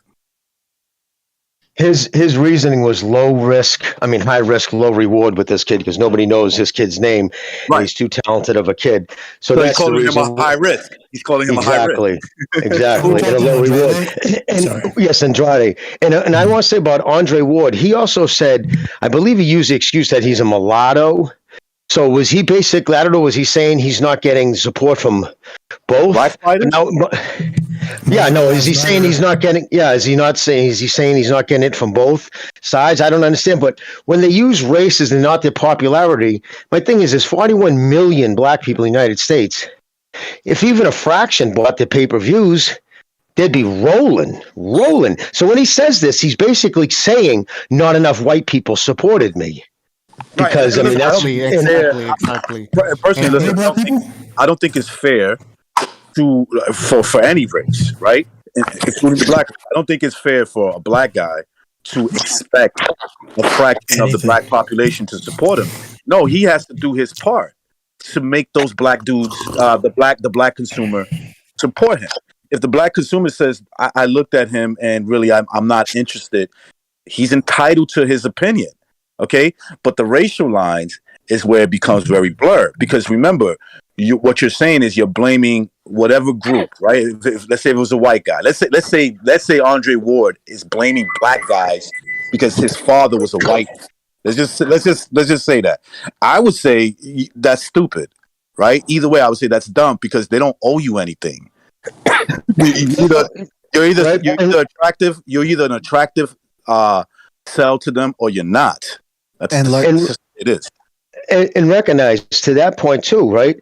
You also, when you're talking about the fight crowd, the people who buy pay-per-views, the fight fans, you're talking about the same ethnic makeup that made Floyd Mayweather the richest boxer in history, that made that 70 million people watch Muhammad Ali fight live. So how can you, the same group that did all that, suddenly they just decided to pick you out and say, you know what, man, he really isn't black, but he ain't white, so fuck it, I'm not buying his pay-per-views.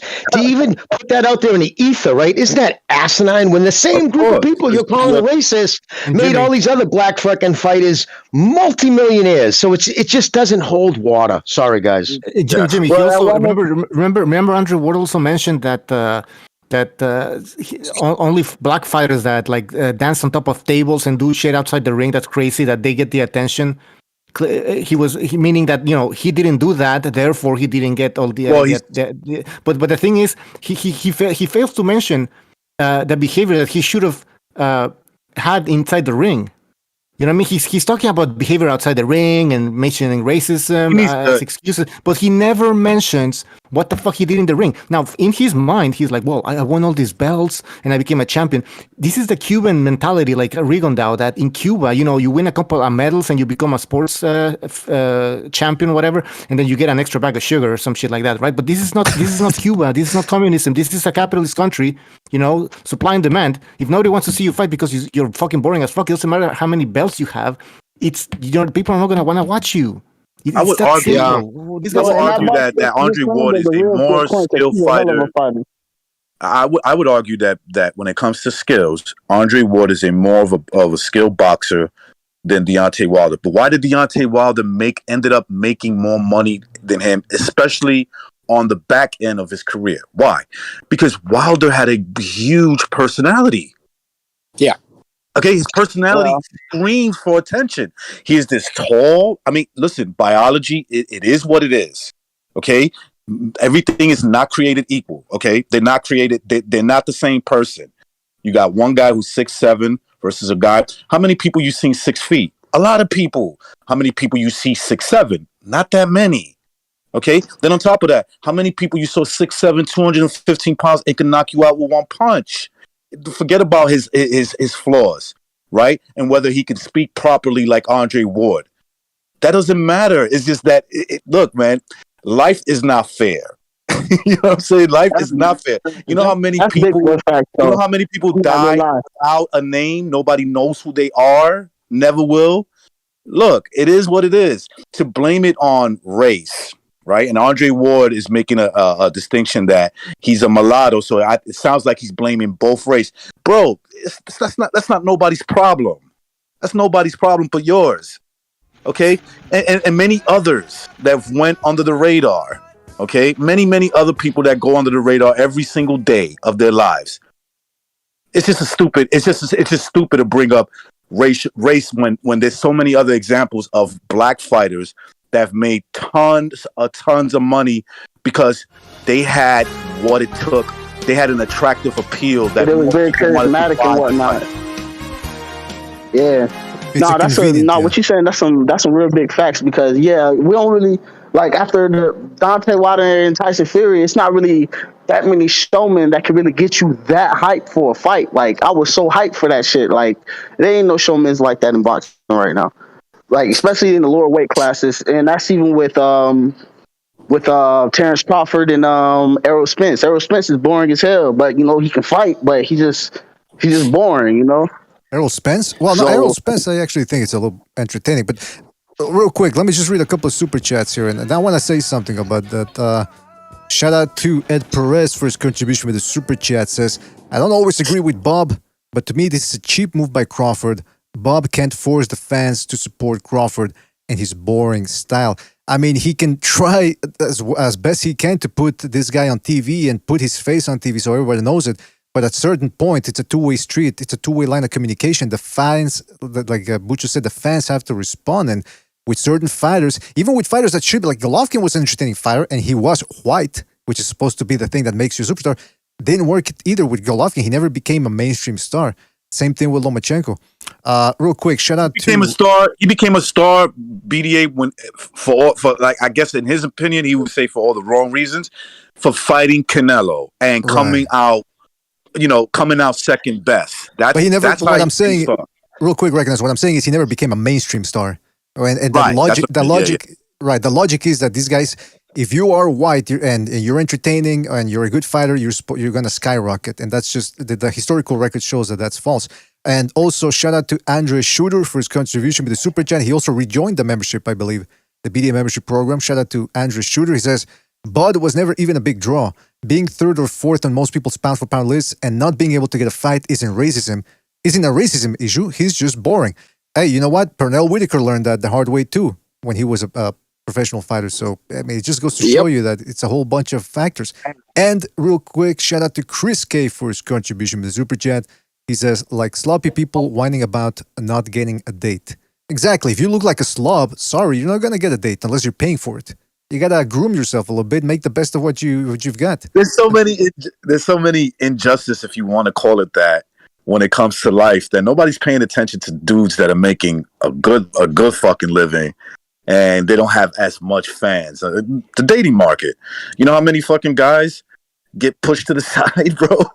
they just accept it. It is what it is. Like, I recognize I always had a big willy. You know how embarrassing it is when you're in the shower in high school and everyone's jealous of you because you got a big one. I mean, it's unfair, but hey, what are you gonna do? That's life, right? What are you gonna do, right? I mean, I can't help it. God bless me, man. What you want from me? Hey, bro, you know what, bro? When you're in the shower, bro, at least don't drop the soap, bro. You know what I mean? Okay, what the fuck? Well, guys, because I'm older than you guys, right? So I remember boxing even back in the day when it was still, I consider, like, definitely that generation, that Archie Bunker generation of Americans who were just, you know what I'm saying, right? So, but I remember as a little kid at Marvin Hagler's fight in Boston Garden. Even as a little kid, I'm like, wow, man, there's like no black people there. It really wasn't. The whole place was packed, and it was all white people, almost in unison, cheering Marvin on. Marvin. I mean, like he had such a fucking following in Boston, which is a predominantly, white city, especially back then, in just a white area. And I'll tell you, man, he didn't hurt for fans or people who supported him. Outside of New England, he was the bad man, the boogeyman. He didn't deal with the press, so they shit on him. So I know people look at him differently now, but it wasn't like that then. But so I've seen, if you give the fans what they want, if you're exciting and you come to fight and you give it your all, that's all he ever asks for. You know what I mean? Like, it's just kind of odd that fighters that are known, have a reputation of being boring, are the ones that claim that it's because of race. When do you ever hear of a fucking knockout fighter You know what I mean? Mike Tyson's, people going to support me. Are you kidding me? That dude had to go in to fucking buy suits at 3:00 in the morning because he couldn't go in during the regular times of the day because he got fucking mobbed. That's how fucking popular he was. So it's it's a savage sport, and if you feed the savages, they'll fucking respect you for it. Yep. That's the truth, man.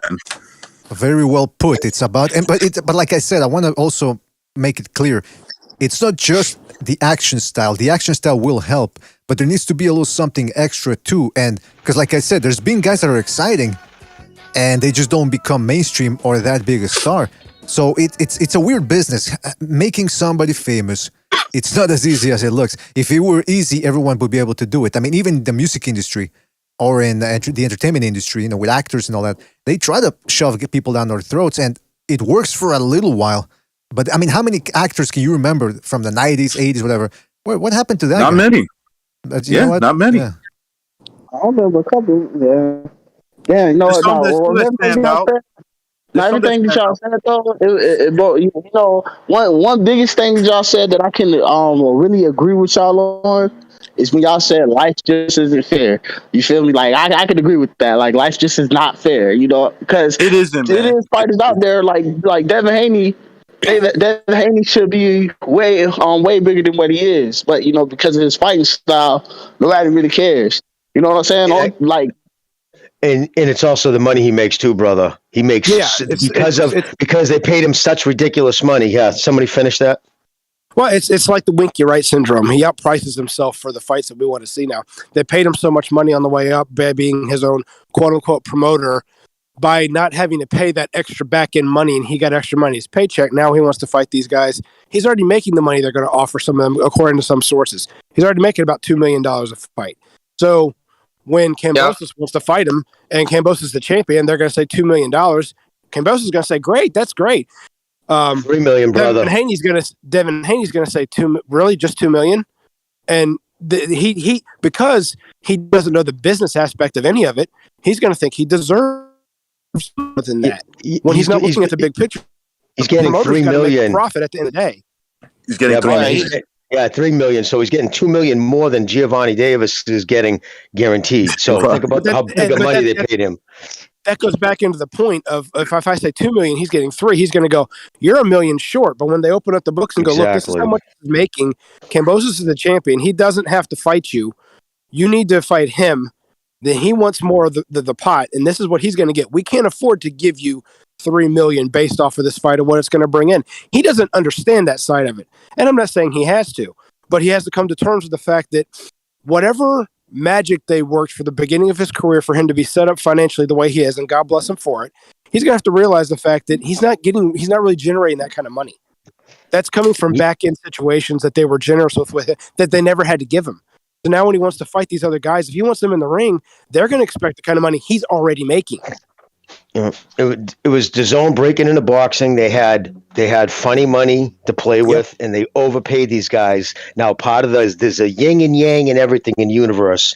You get big money now, but now it's biting them in the ass. I mean, Ellaby straight up said, I mean, they're paying Haney money that's ridiculous for the size of crowds he's pulling in. I mean, he was honest about that. He was 100% truthful. He said, so how am I supposed? We're not going to be able to pay him the money he's getting now. So in a way, he, good for him. He got himself some fucking coin. But at the same token, it's kind of biting him in the ass right now. And that's, just the way it is. What are the Paul brothers getting again? What are those those guys from, the YouTube stars, the Paul brothers, the Paul right? brothers, Jake Paul, Logan Paul. They get paid pretty good money, right? Yeah, but $20 million a fight. Okay. Number one, that's because they transcend the sport. To the fair and unfair.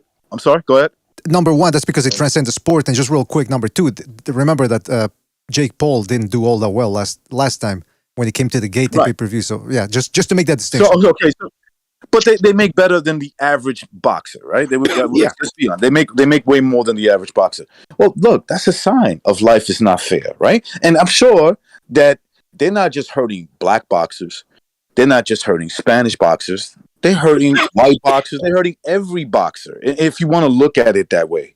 But that goes to show you that, look, these are guys who are novice fighters at best, at their very best, which means they're average at best. versus some guy who puts in the hard work. You don't really know him. He's always in the gym. You know, he may have had like 10 fights and he might have won them all. You know, maybe he has 5 knockouts and he's getting shit. He ain't getting, nobody knows him. Look, Nobody knows who he is. Recognize Wilfredo Vasquez won titles in 3 weight classes. I mentioned him many times, but he made 9 defenses of a 122-pound belt and a win over Orlando Canizales, a fellow Hall of Famer. Not a fellow, a Hall of Famer. He not only never made anywhere close to $20 million his entire career, he's not in the Hall of Fame yet. Yeah, there you go. That's a great You point. get what I'm saying? Hey, so there's always at the very top, there's very select people, maybe for all the wrong reasons, that get a whole lot of money. You know what I'm saying? And there's always guys that are the bottom feeders, and they're the ones that look. Men build societies, but you don't know who they are.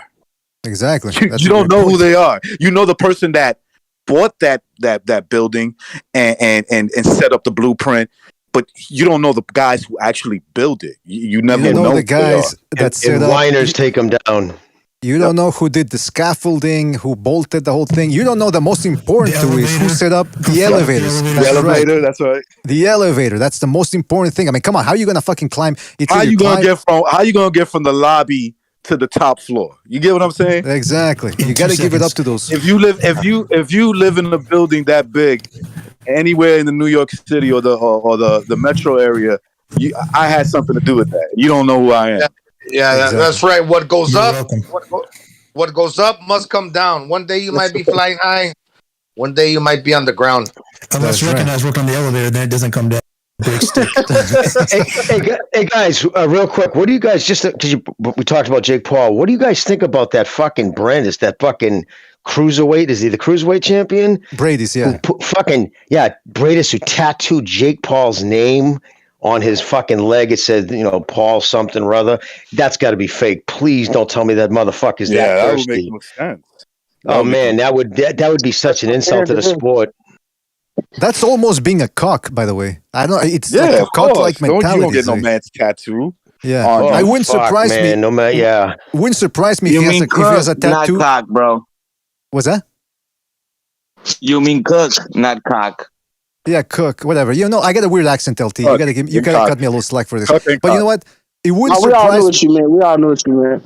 Thank you, man. It wouldn't surprise me though if Brady's has a tattoo on his lower back. It's an arrow that points down to his ass and it says "cum dumpster" or something like that. I mean, that's just the type of I see the guy. I don't know, for some reason that's the type of thing that somebody. I mean, getting a tattoo. It has to be a joke. Has to be, because this guy's a police officer. I think. Police officer. He's a boxer. He's an active fighter. He's really good. World champion. I would say he's arguably the second best fighter when Usyk was there. I don't understand why a guy would do that. Like a guy like him would do some shit like that. But money, fake. Andrew shooting in the chat says that it's real. So hopefully it's fake. Oh my God, that's beyond thirsty, man. That's gross. That really is. That just makes the sport look pathetic. Two things, a world champion would be trying to do that. Yeah, man. Hey, anything for the money. How many of you guys would trust a female? Let's just say trust a female who you barely know, and as far as you know, you never had any relations with her. She puts a tattoo of you, and she comes up to you and says, "Hey, sweetheart, I put a tattoo." You'd be flattered, but wouldn't you be like, "This bitch is crazy"? Oh yeah, absolutely. Yeah. Yeah, man. Bitches with tattoos are crazy, bro. I got a couple female tattoos of me, man. I ain't even go flex, man. Come on. Yeah, she's supposed to believe that. Should be go flex. Yeah, she'd be the bitch if you right. You at least knew her. Secretary's got Black Chibi tattooed on her neck, and she's a fucking piece of shit. Yeah, she'd be that bitch if there was a zombie apocalypse and there was 5 dudes left. She'd cheat on you with 3 of them. Oh, yeah, she might, man. Lord, but with the zombie, as long as she on my side, it's time to go with them zombies. When it's time to go, it's time to go. It is what it is. I've forced women that I've gone out with to tattoo bars, info bars, on their arm, because I gotta keep track of them. So I put in some bars on their arm. So, but anyway, listen, real quick. Shout out to Tony. You just number them? Well, that too, yeah. And I put a star too under. What are you, a Nazi? Yeah, well, anyway, Fucking Heinrich Himmler. Come on, man. Shout out to Tony Boswell for his contribution to the Super Chat. Says, much respect to BDA and the panel. Stopped in to show support and hit the like button. 100% working and listening. Salute. Well, salute to Tony Boswell. Right back at you, man. Thank you for joining the membership program. Hey, real quick, let me try something out here real quick because the phone lines. I started the phone lines back up. See if they're working now because we were having trouble. 661, you're on the air. 661, what's on your mind?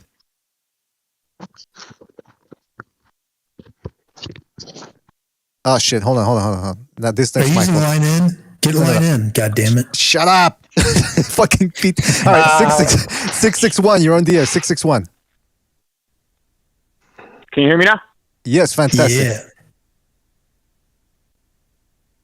All right, my fault. My phone's a little laggy. I just wanted to call up. I heard what Chibi said, and I find it absolutely disrespectful. All right, why? Because, I mean, I mentioned this last time and everybody was getting on me like I was trying to cause ruckus, but it's just crazy to me. Terrence Crawford doesn't even deserve to be on a pound-for-pound list, and he's still complaining. And I heard him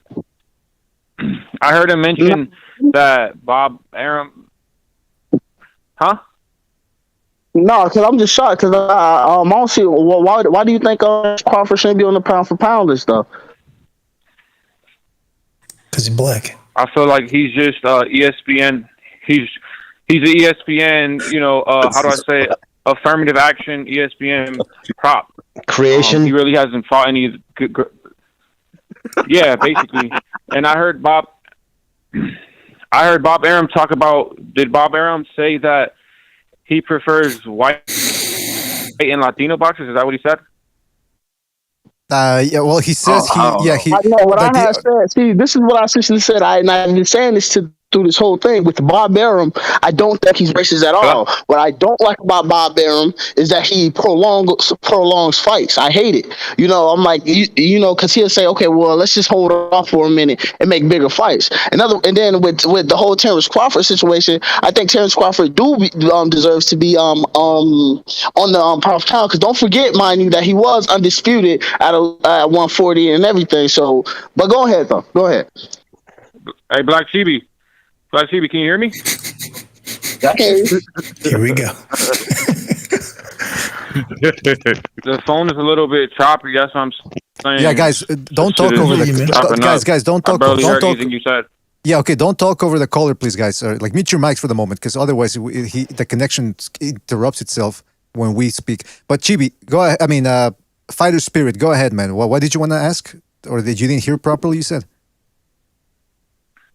Yeah, I didn't really hear what Chibi said, but I just wanted to make a point about Bob Arum talking about. Notice how he said that Bob Arum prefers white and Latino fighters. Yeah, that's what he said. Yeah. Did you notice that, Bucho? But I want to make it clear that you can be black and Latino. You can be white and Latino. What he meant was natives, right? And there's a reason that what he's saying is that I get why Bob Arum would want to, will hesitate to bet on Crawford, because black people don't really buy pay-per-views. And it's not really that they don't buy pay-per-views. It's the population. Latinos, Dominicans, Puerto Ricans, Mexicans, Cubans, Guatemalans, all Latinos are the descendants of Native Americans. So they're the majority in the whole continent.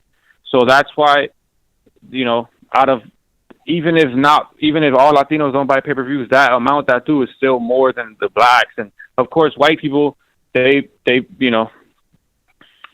and it is a little bit has to do with racism, not racist, but people are biased, Oh, are you trying to say who really?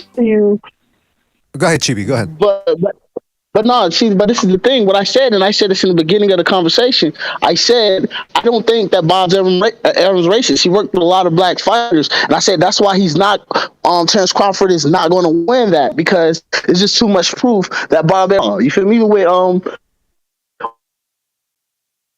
yeah, that's a fair point. That's what he said, Fighter Spirit. He said that it's going to be too hard to win that. The phone is cutting off.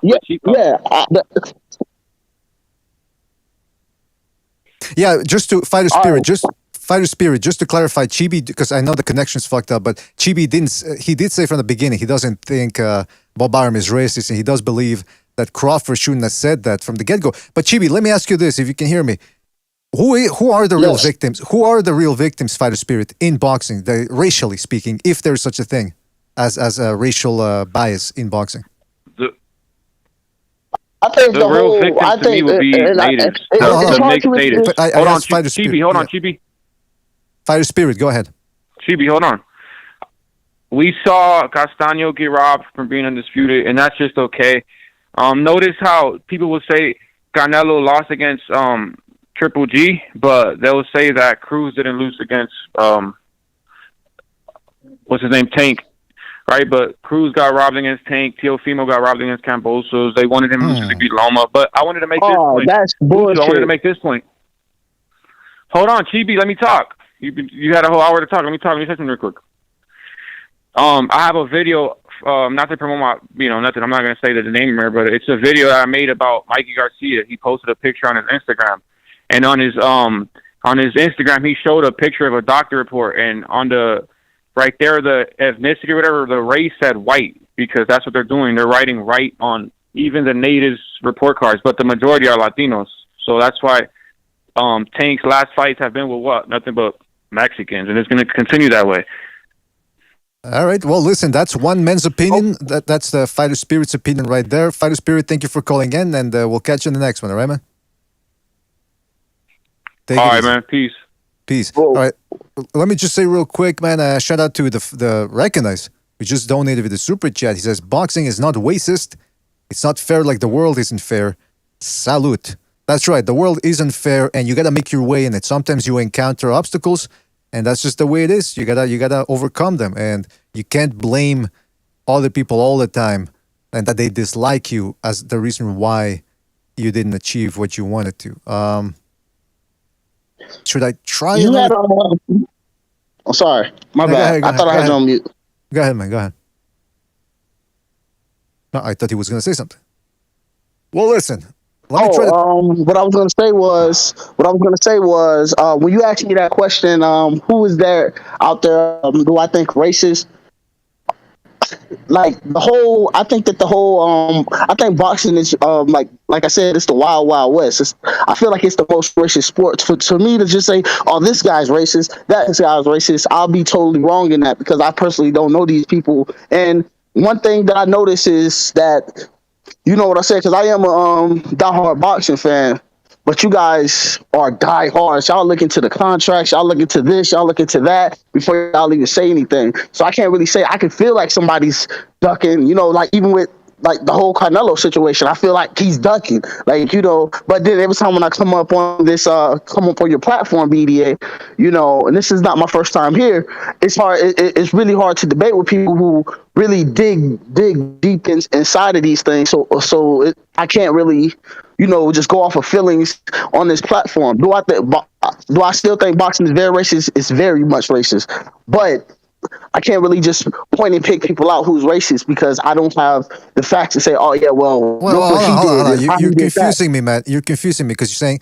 you don't know the facts, but with the limited facts you've got, you're willing to cast people as racist. With the facts that I have, because with the facts that I do have an argument that's saying that how it looks from the from the outside looking in, it looks pretty racist. When I say the no black fighter league, I think that people like Canelo and even what's his name, Oscar Valdez are ducking undefeated black fighters. But black American fighters, and that's just from the outside looking in. Right. Can you give us an example of racism in boxing? Well, hold on, because he already said that it's the fighters that are being. But that's not an example. But that's the thing, though. I wanted to come back with ask him this. Well, that's not even... Okay, Bucho, go ahead. Because I wanted to ask something else, but go ahead. Now you go ahead. Well, it was just my question was, Tank Davis hasn't fought a black fighter either in a long time. Neither has Devin Haney. So are they self-hating black guys that aren't fighting other black guys? Yeah. I didn't even look at that one. But see, that's what I'm saying, Chibi. You can't, if you're going to accuse people of being racist or the business of boxing as being racist, you better think it through from all angles, or as many angles as you can, before you make that statement. You see what I'm saying? You can't, because otherwise it's just, you go, oh, well, I appreciate the fact that you're willing to have an open mind, saying, you know what, I didn't think about that. Because there's other people, they stick to their guns and they just try to find a way around that. I'm just asking questions saying, well, is this really the case that the whole business of boxing is racist when in fact it's about the money sometimes? And it's about, unfortunately, a lot of these fighters wanting to keep their O, and they might avoid certain fighters, not because of the skin color, like Jimmy said hours ago, but because the other guy might have a style that they recognize would pose problems for them. And even then, it's still hard to say who's avoiding who. And, you know what I mean? Mr. I think we got to the point that I think it got to the point where I'm looking at it as racism and everything is that, you know, I'm looking at the I guess it's more of a thing with the fans and everything, or it's just on a racist standpoint. Can I just say, Chibi? I've seen racism in boxing, like in the sport of boxing. I only seen it on the out. Like I said, I only see it on the outside looking in. So y'all 100% right. I can't even go. All right. Yo, Chibi, can I ask you a question now, straight up? I think sometimes maybe I'm wrong, but if it might be the content you're watching, if you're watching certain guys, I think they might be planting shit in your head, you know what I mean, without even realizing, just if it's in the background, whatever, and maybe that's sinking in. But if you think about this, that label that was being thrown on Canelo, I mean, he's talking about going up to cruiserweight to fight a black world champion, not only black, but an African. I mean, a true black. African black, right? Black. Extremely from Africa. So you got basically what it comes down to. They should have, maybe if they said he's ducking American fighters, I think people wouldn't have had a hard time with that. Why is he ducking America? The fact that he, you know, if you're leaving to go up to think about it. He was fighting 160 a couple of years ago. He's going up to face potentially a cruiserweight, like Pete said, very black from Africa. At the same time, people saying, well, this is, you know, it's because he doesn't want to fight black fighters. So when it, you know what I mean? When you even look at it, it doesn't make sense. And I think it's just a lot of bad feelings. And unfortunately, I think when people add race to it, it gives them a sense of moral superiority. Whether they have facts, whether there's no facts that back up what they're saying, at least their feelings feel better when they can say, well, it's because it's race driven. When it really isn't, dude. At the end of the day, brother, it's all about the dollar. That's what it's all about, man. You know what I mean? Well, listen. Yeah, let me just say a couple of things here because we got a lot going on now. Shout out to John Gonzalez via the super chat who says, deport BDA. Well, listen, I'm a Canadian citizen, so tough luck there deporting me. Shout out to Chris. Such a Johnny Gonzalez thing to say, man. God bless him. Shout out to Chris K for his contribution with the super chat. Says, feelings over facts is what's wrong today. Absolutely. There's too much of that. And all right, let's see if the phone lines, again, please, people, don't cough or don't speak into the mic while we take phone calls because the connections are particularly bad today. So that cancels the connection out. So let's go to the phone lines here. We've reopened the phone lines. A lot of people calling in. Let's see what's going on here. 347, you're on the air. 347, what's on your mind? Hello. Let's not let this sway us away from Bob Arum being a China hater. Have you ever seen him with a Chinese person? All right, you're making fun of fucking fighter spirit. What's the matter with you, man? That's a good point. But he did sign that Chinese kid. Didn't he sign that Chinese Olympian? He's kidding, Jimmy. Yeah, he's kidding. Well, go ahead, man. But anyway, I don't think this case is going to go anywhere. I think Bob Arum will win and sign sue Bob and sue Bud for defamation. I think Bud, he's wasting his money. His lawyer is an idiot for even signing up to this case because he has no chance of winning this case. But yeah, peace out. All right, that was MMA champ making his point and very, very succinct about it. He thinks that the lawyer's an idiot. I just said I wasn't supposed to laugh into the mic, but the way he said it, the lawyer's an idiot. All right, let's go to moron. Yeah, he's not a good shyster. All right, let's go to 914. Oh, sorry. Yeah, well, Jimmy, hold that thought, please, because I just clicked on the answer button here. 914, you're on the air. 914, what's on your mind? Hi, it's Fernando. How's it going, BDA panel? Good, Fernando. What's on your mind, man? I just wanted to say, do you think it's the attorney that motivated the lawsuit? Because usually a pugilist, they want to sue for like lost wages. Like maybe they feel like there's money that they're owed, or they feel like the promotional contract is over. They feel like they've been held back through nefarious means. So Terrence Crawford right now, he's a free agent. And not only that, he's in the welterweight division. He's had the biggest guaranteed purses, and this is a fact.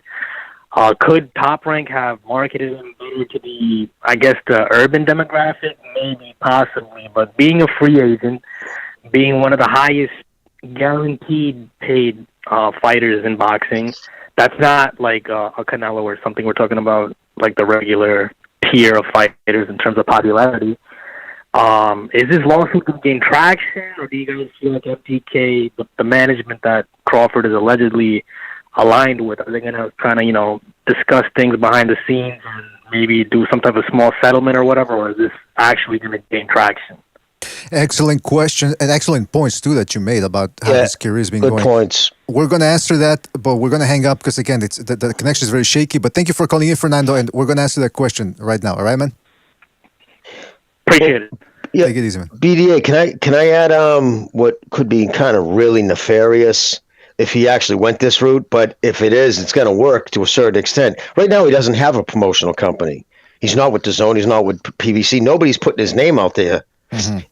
Imagine if he's with this new management company. A couple of things real quick. Obviously, this is a new mindset for him because he was with Bob for 10 years. On top of that, these new two blue chippers, the Davis brothers, that were just signed by Top Rank, right?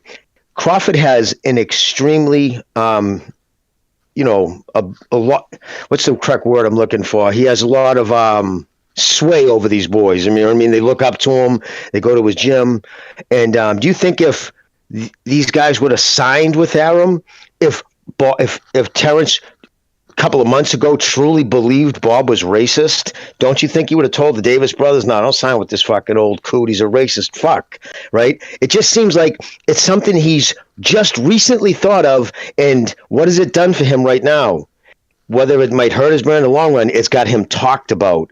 The number, this could be talked about for a while. Is this some like nefarious way to put his name out there to keep him relevant? Because that would be really shady. Just wanted to say that. Yeah, that goes back to your point, and to answer Fernando's question about that. That's an excellent answer there, Jimmy. It seems like the way he's come out with this, it seems like he didn't pre-plan it, because I mean there was never any mention of this before, and it's bizarre. And like Bucho said, he might, again, we have no proof of this, but he might be being pushed to do this to sort of sway certain elements. It's called within the lifestyle of the rich and shameless. Oh, that's the name of a book right there, I think. All right. The name of one of my favorite songs. You know what I'm saying? I see. Let's go to another phone call here. Don't forget to hit the like button, fellas. Hit the like. 201, you're on the air. 201, what's on your mind? 201, you're on the air. Going once. Hello? Yes, you're on the air. You're on the air. Can you hear me, guys? Yes, indeed. Go ahead, please. Good evening, guys. How you doing? Doing fantastic, man. Adding to the Terrence Crawford thing, I mean, to me, it doesn't make any sense, like, with a lawsuit, because people have to understand, like, I mean, I understand that Bob Arum didn't hold his end of the bargain for a time, because he promised a Pacquiao fight, and it came a lot of excuses or whatever. And also, Pacquiao got beat by Jeff Horn too. Don't forget about it. But Terrence Crawford actually had more guaranteed money than most boxers. People don't realize that when he went to the run at the 140 for Undisputed, like, he got paid like $8 million when he went. What was the name of the African cat that he fought at last? He knocked him out with a bite shot. Indongo. Yes, that dude. Indongo. He got paid like $8 million or something like that, like 3 or 4. It's in the Reckless documentary on YouTube. Like, he got paid a lot, way more money than a lot of these dudes at the PBC. That's something that on Bob Aaron's side, I kind of sort of get it. No, that's an excellent point. He made a lot of money, and that's why I asked at the beginning of the show. I asked the panelists, like, I don't understand the logic of paying this guy $3-4 million and spending that type of money on a fighter while at the same time trying to sabotage his career. I don't see the connection there, the logic there rather, and I'd like for somebody to explain it. But it's. I guess we'll have to wait until more. To me, it's just a rumor, though. To me, just a rumor. I don't think. Well, again, he's a. Well, no disrespect, but he's a hoot dude. He's very emotional. And I'm afraid that he will be victim of like another, because his fanboys are really annoying. Like he's a really talented boxer, but his fanboys they might annoy you like Eric Spence. Like, but also also you gotta understand for the Crawford side, like these guys on the other side are flexing on him a lot, man. Like with no reason too, with no reason. Like Eric Spence and all these guys have been saying like they're being the cash cow and all that, and I don't see these guys being as good as they are. Like the PBC part of them is really shitty, to be honest. Yeah, that's a good point, man. I mean, it's again the Crawford fans. I think he's also going to have driven off away a lot of fans after this. But listen, 201, excellent points, man. We have to move on to another call, but call back next time, right, man? But he's endeared himself to the LDBC crowd, probably, right? To a lot of them. Yeah, probably, man. Maybe. I mean, it depends. Again, he endears himself with them, but that doesn't mean they're gonna pay to watch him. I mean, you never know. No, exactly. No, I know what you're saying, but I'm just saying I would imagine because that's been their, rallying cry for years. I mean, you've seen some of the memes they made, but whatever. So, but did he? I don't know if he thought that was a good career move. I just don't. If you sat down pragmatically and sat down like somebody sat down and said, okay, but you got to look at. It just don't look at it in a bottle, bro. What's going to happen tomorrow now? What's going to happen going forward? Did you just cut your nose off to spite your face? Because what's your chances you're going to land a Josh Taylor fight, Virgil Ortiz fight? I mean, I would imagine, Bob, you know what I'm saying? Like you said it going forward. And PBC's already saying we can't afford them. Is DAZN going to suddenly start throwing crazy cash at them? Hearn's already said they're not going to do that. They learned their lesson in the American market. So he's really painted himself into an island amongst himself with this. I just don't understand. He's managed by Daniel Kinahan. That's right, the Irishman. Kinahan is like an advisor to him of some sort. That's right. So I don't know. I don't know if that guy would have told him to say something. Who knows, right? Because what's the name of that company? MTK. No. MTK. Yeah, I thought they changed it to something. Something different. Maybe I'm wrong on that. Well, that's the other thing. Is apparently some people were saying the guy that's basically washing his money through boxing. Oh, well, you know what? Some people were saying that Kinahan actually has good relations with Bob Arum. So that's what I was going to say. I thought I heard the same thing too. I thought he had like good relations with him. I don't know if he would have anything to do with that. Yeah. That's right. Yeah, we'll have to see what happens going forward. And what happens in that, if this thing goes to trial or there's some sort of revelation of the evidence being put forth, because I'm very curious to hear what else Crawford has to say about Top Rank. Let's go to another phone call here real quick. Let's go to 612. You're on the air. 612. What's on your mind? Hey, guys. Can you hear me? Yes, indeed. Yes, 10 men. Absolutely, 10 men. What's on your mind? Hey. First of all, panel, Happy New Year. I think this is the first time. Happy New Year, brother. Happy New Year. I think Crawford shot himself in the foot with his lawsuit. The guy is he's an excellent fighter, but he's got the personality of a doorknob. So if he's not been able to sell the fight, it's partly his fault. And I won't be surprised if this lawsuit goes to trial.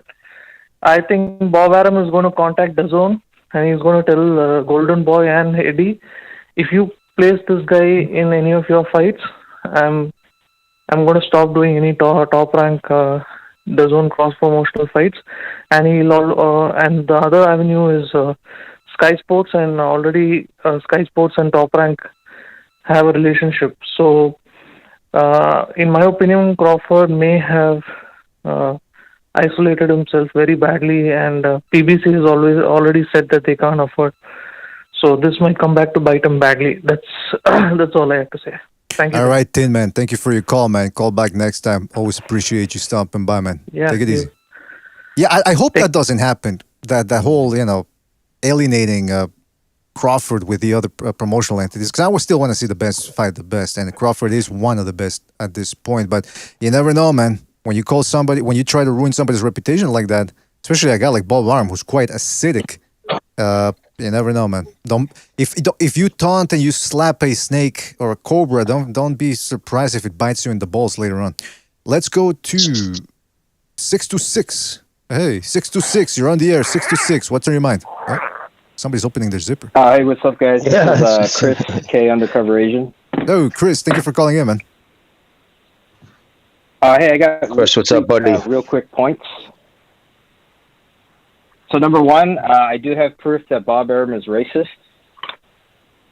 Oh, go ahead. Yes, we He's wanna hear not it. promoting Inoue, right? Right? Inoue is having a lot of problems getting big fights. Oh, that's a great point. That's a great point. And the reason is Bob Arum, he's still salty because a Japanese sniper on Guadalcanal shot him in the ass. All right, that makes So sense. he's still salty about that wound. I just love how they keep bringing up agents, man. That shit crazy. Hey, he's bringing up a good point, man. Go to commercial. Yeah, he's still got that bullet. He's still carrying around that bullet. Go to commercial. Cut this guy off. The second point. Well, the second point is, we're talking a lot about Crawford's personality and also his fighting style. Isn't that one of the reasons why Triple G, supposedly Abel Sanchez, changed his style from? I think he was more of like a boxer puncher, right, when he was in Europe, and then when he came to the U.S., didn't he develop more of a fan-friendly style? Isn't that what the story is? I believe so, yeah. I think Abel Sanchez. You look at his amateur career, he was pretty much the same. But yeah, he probably boxed a little bit more. Yeah. If you watch some of his early fights, people naturally change as well. But he definitely went for the KOs more, I think, as he got older. But anyway, I think I'm in agreement with everyone. It's your style and also your personality. And you can change it too. Andre Ward, very skilled, but kind of boring to watch, right? Unless you're like an aficionado. Absolutely, man. You're absolutely right. It's a style, but like I keep saying, it's not just a style. There's got to be other factors involved that endear you towards the fans, and oftentimes it's not just the style, and it's not just sometimes how you act outside the ring. It's a bizarre thing. It's a formula. It's an alchemic formula. Very elusive, very esoteric, if you will. But listen, Chris, thank you for your call, man. We got to move on, but thank you for your call. Yeah, thanks for having me. Okay. Thank you, man. See you guys. Bye. Thank you. And lightning. I'm not even gonna flex. One thing I do love about this channel, you feel me? It's straight up facts over feelings. Like when we was talking, I was just thinking like when we was just talking about the whole racism thing. I like how y'all came for me, like how a scientist would come to somebody who just don't know what they're talking about, and I just love it. I just wanted to put that in there. But go ahead, though. Go ahead. Well, thank you, Chibi. Thank you. We love the sport. Thank you. Yeah, if I'm wrong, and if I don't got facts, and listen, I'm gonna be the type of person that's gonna admit it. Be like, you know what, you got it. I can take my L, and I ain't gonna sit here and just try to say, well, what about this and what about that? Because then I sound like a pussy. Sorry for saying that, but you know what I mean. Listen.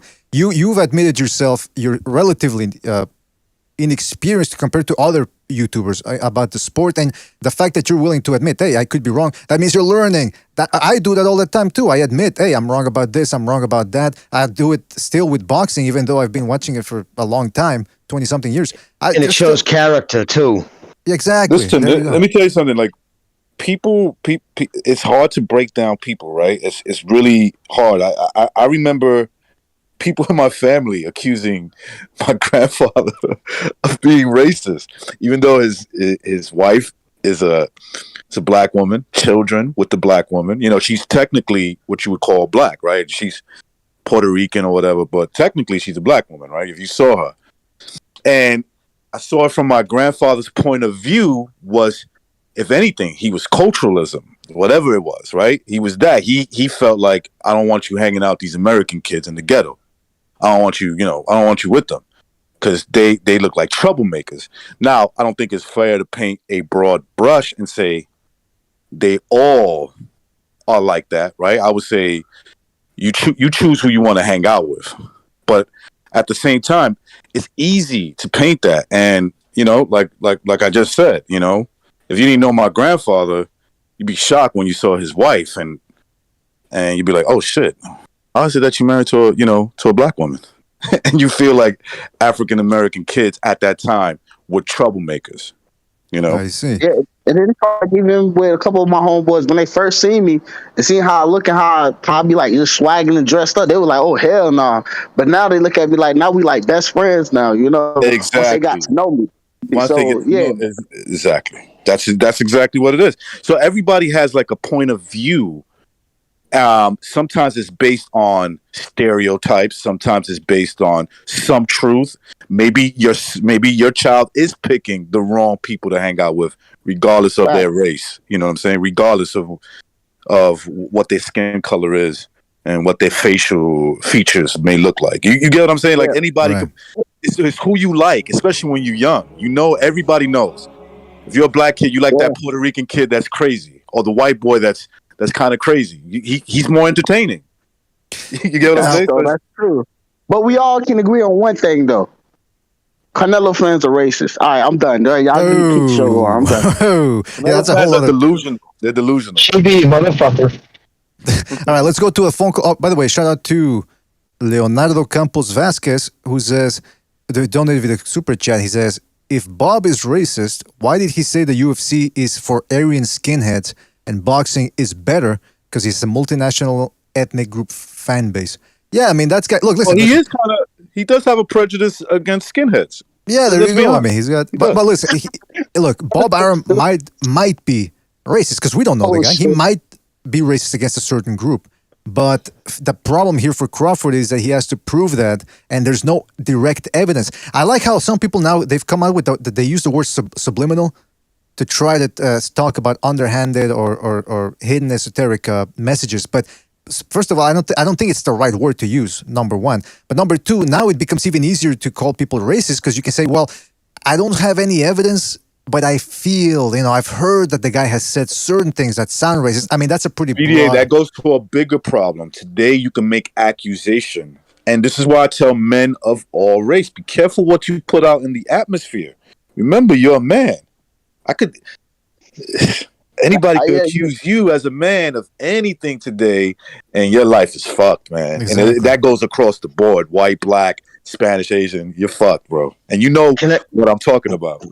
This is what a lot of men essentially do. What they do, I don't really respect it at all. They act like one of those women who will lie about the R word.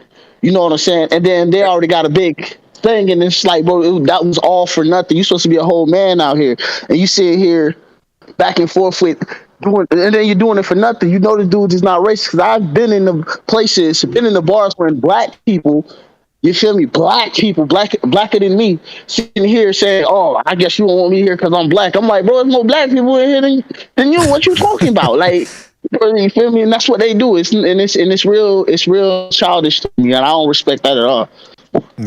Yeah, it's a buffoonery of a sort when it comes to the race issue. Jimmy, you were gonna say something? Yeah, no, I can't. No, I was just listening to boy, he was doing fucking real good, man. That's awesome, man. You got character, bro. You really do. Just the fact that you can say, all right, well, my opinion was wrong. It was based off something like that. Just shows character that you can do that. Unfortunately, it's in rare form nowadays, especially in the boxing field. Very seldom you get people of any race to sit there and admit, well, I might have been wrong on that. So that takes character. So you're obviously, you were raised right. So I just wanted to say that. Let me go. 2016 came to me like, wow, you wanted a good one.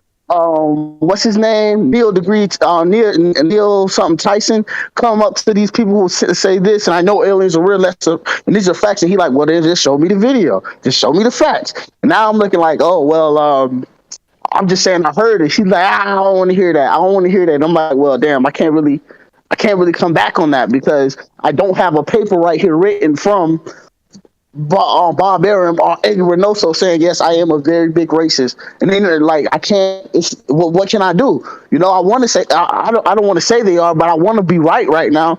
But if I'm wrong, you feel me? I'm wrong. And like I said, you know, I don't have the paper right here with me to say that they done that. I don't. Right. And then once I say I come with the facts, what can I say? You know, Well, I can say Bob live by the sword, die by the sword, because he's a fucking, you know, for Desert Gob, I mean, for his people, it falls in line politically. He's a wicked, hardcore anti-Trumper, hardcore anti-conservative. He tweets the Me Too shit. He's fucking, he consigned himself to the woke crowd, so he's about to feel them. yeah. Trump with a passion too. Oh yeah, he did, dude. He despised Trump. Who's this? Yep. Bob Arum despised. Yeah. And not just Trump, dude. He like says a lot of shit about conservatives. He says a lot of shit about. Well, let's not get there. Dude. He's. I mean, anyways, just want to say. So Right. you know what? Live by the sword, die by it. But I mean, it's a good point. But I'm saying, I'm talking about time constraints here because I'm looking at the phone calls here, and some of them have been waiting for a while. Real quick, Let's man. do it. Let's do it. 301. You're on the air. 301. What's on your mind? Hey guys, what's up? I'm just calling in because this seems like pretty interesting news. I gotta say I'm kind of 301 is surprised by it. I was just reading about the lawsuit while I was waiting on the line here to try to see what exactly is being claimed. I haven't looked at the 8th Court of Nevada's actual filings yet because I'm really interested. Because I think that there's also like a breach of contract claim. So I'm trying to understand if there's some kind of discrepancy that's currently applied to their the end of Crawford's contract. I don't know if somehow Tom Frank is still able to exercise power over him or not, or have some kind of stake in him. So I'm really curious on exactly what this thing is about. I guess very briefly on, because it seems like this is just a tactic, you know, like his lawyer suggested it would work in today's environment, which, you know, given the way the certain lawsuits have been handled, it seems like a kind of frivolous case like this could actually have some power. All I've read so far is the allegation. Yeah. No, Caller, I did see I saw a title. It's just very vague. It just says Terrence Crawford to sue Bob Arum for $5.4 million. Now, doesn't make what the claim, you know, it almost sounds like what they're saying is that's what's owed to him. He owed So maybe there's some kind of dispute over payments that have accrued over time or not, and he's using this as a tactic to kind of just get that money back. Because I remember watching an interview with Crawford during the summer of 2020, which I kind of almost reluctant to even mention because I think in polite society it's an event that we've just ignored, you know, as happening. I don't know if you guys have felt this kind of phenomenon, but there was an interview with Crawford where they asked him about the George Floyd situation and how the police handled it, and him and his trainer basically said, well, if it comes to that, that's why I have the Second Amendment, you know. Kind of typical, a Nebraska attitude. You know, it seemed like he wasn't the type to kind of get involved with these type of things, you know, try to, make his race to be, you know, like a factor. He didn't seem like the type of guy to, you know, handle himself that way. I'm not saying anything about that. I'm just saying that just the kind of character that Crawford seemed to convey. Yeah, I mean, that's the, from what, listen, pro Second Amendment, that's for sure. From the little that we can glean, because again, that's why I want to wait for more things to come out to see. Because again, Terrence Crawford's the one that dealt with Bob Arum directly, so maybe he's right. Maybe Bob Arum is a racist, but some of the things that came out in this article so far have yet to convince me that it's true and that Bob Arum really did besmirch him or stall his career based on race. Because that's essentially what Terrence Crawford is saying. Terrence Crawford is saying, my career could have been bigger, but it was mismanaged because Top Rank don't want to and can't properly promote black fighters. That's what the article says, and that's what Crawford's saying via his mouthpiece. So I guess 301, the only thing we can do is really wait and see, man. Wait and see.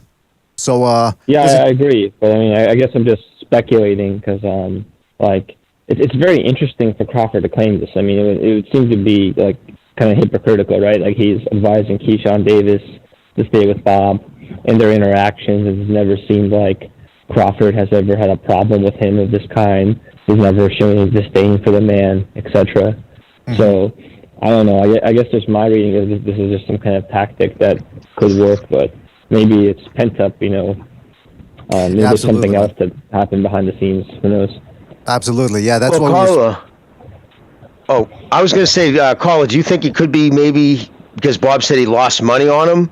Do you think that this could be his way of like, I'm going to sue him, you know, even if it's frivolous, just to drag his name through because he felt insulted? Because it's not a real good thing to say by Bob. When you say, I lost money on this fighter, when this kid's out trying to shop himself around, do you think this was his way? I'm going to at least get him back some way. Guys, what do you think? Sorry.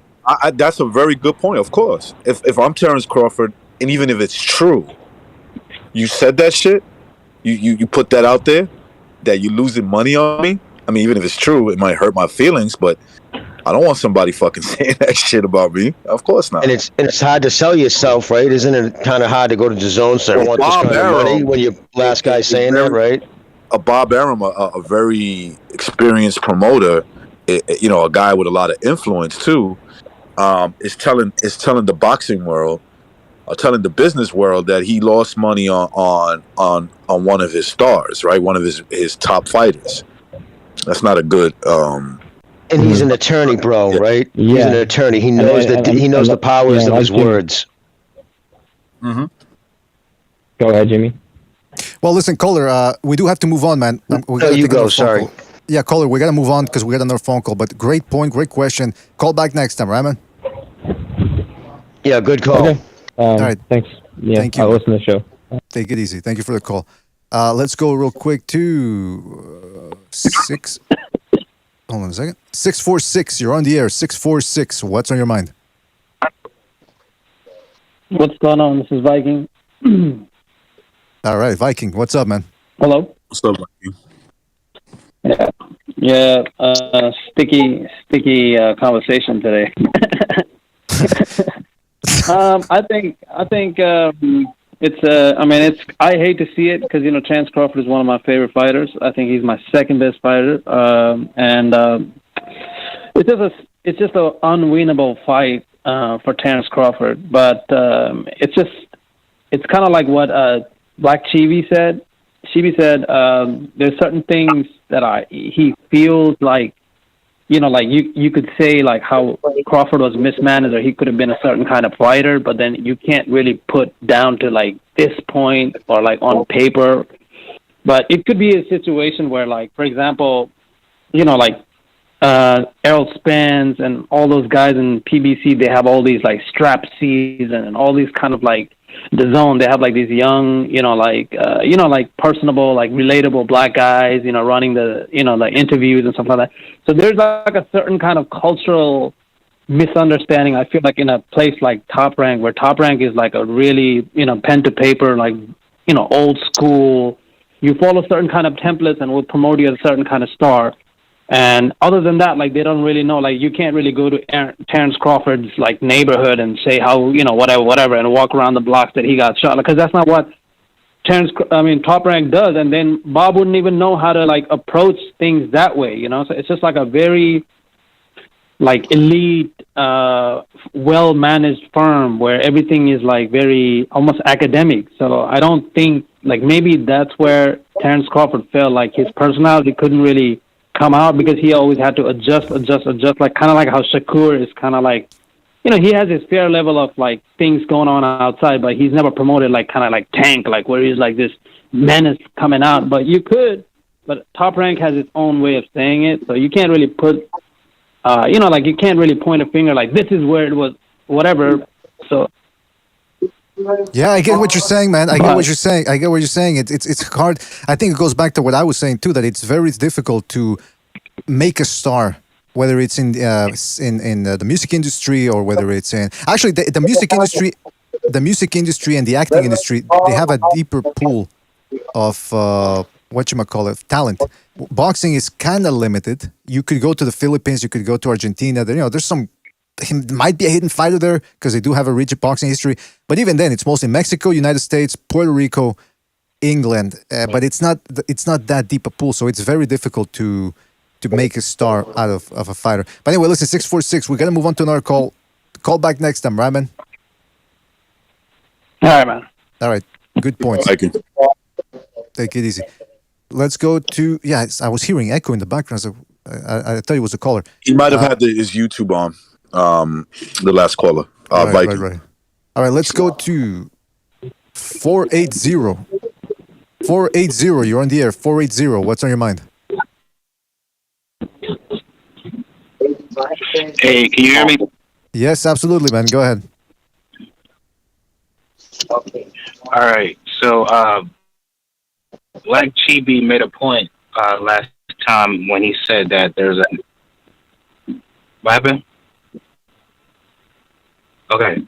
All right. So, yeah, Black Chibi made a point last time when he said that there's a no black fighter list or whatever.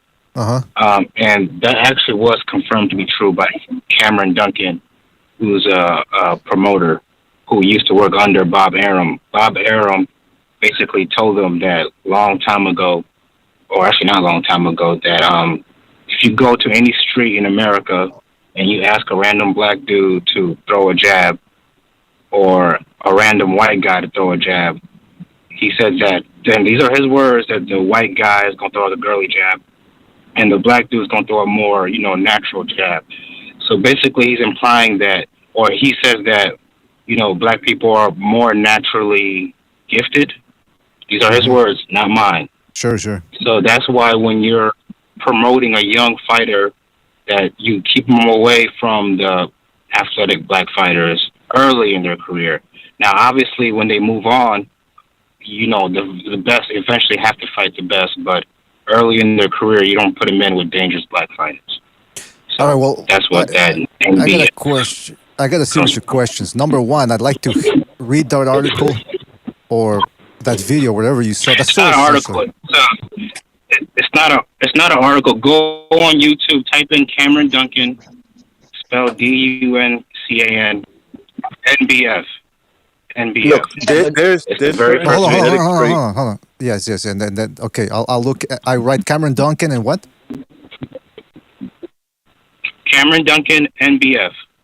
Cameron Duncan, NBF. Okay, I'll look it up. But number two, to the point about that anecdote, when it comes to black fighters, supposedly black fighters are better than white fighters. Okay, but the whole point here is that Terence Crawford is saying that Arum was being racist towards him.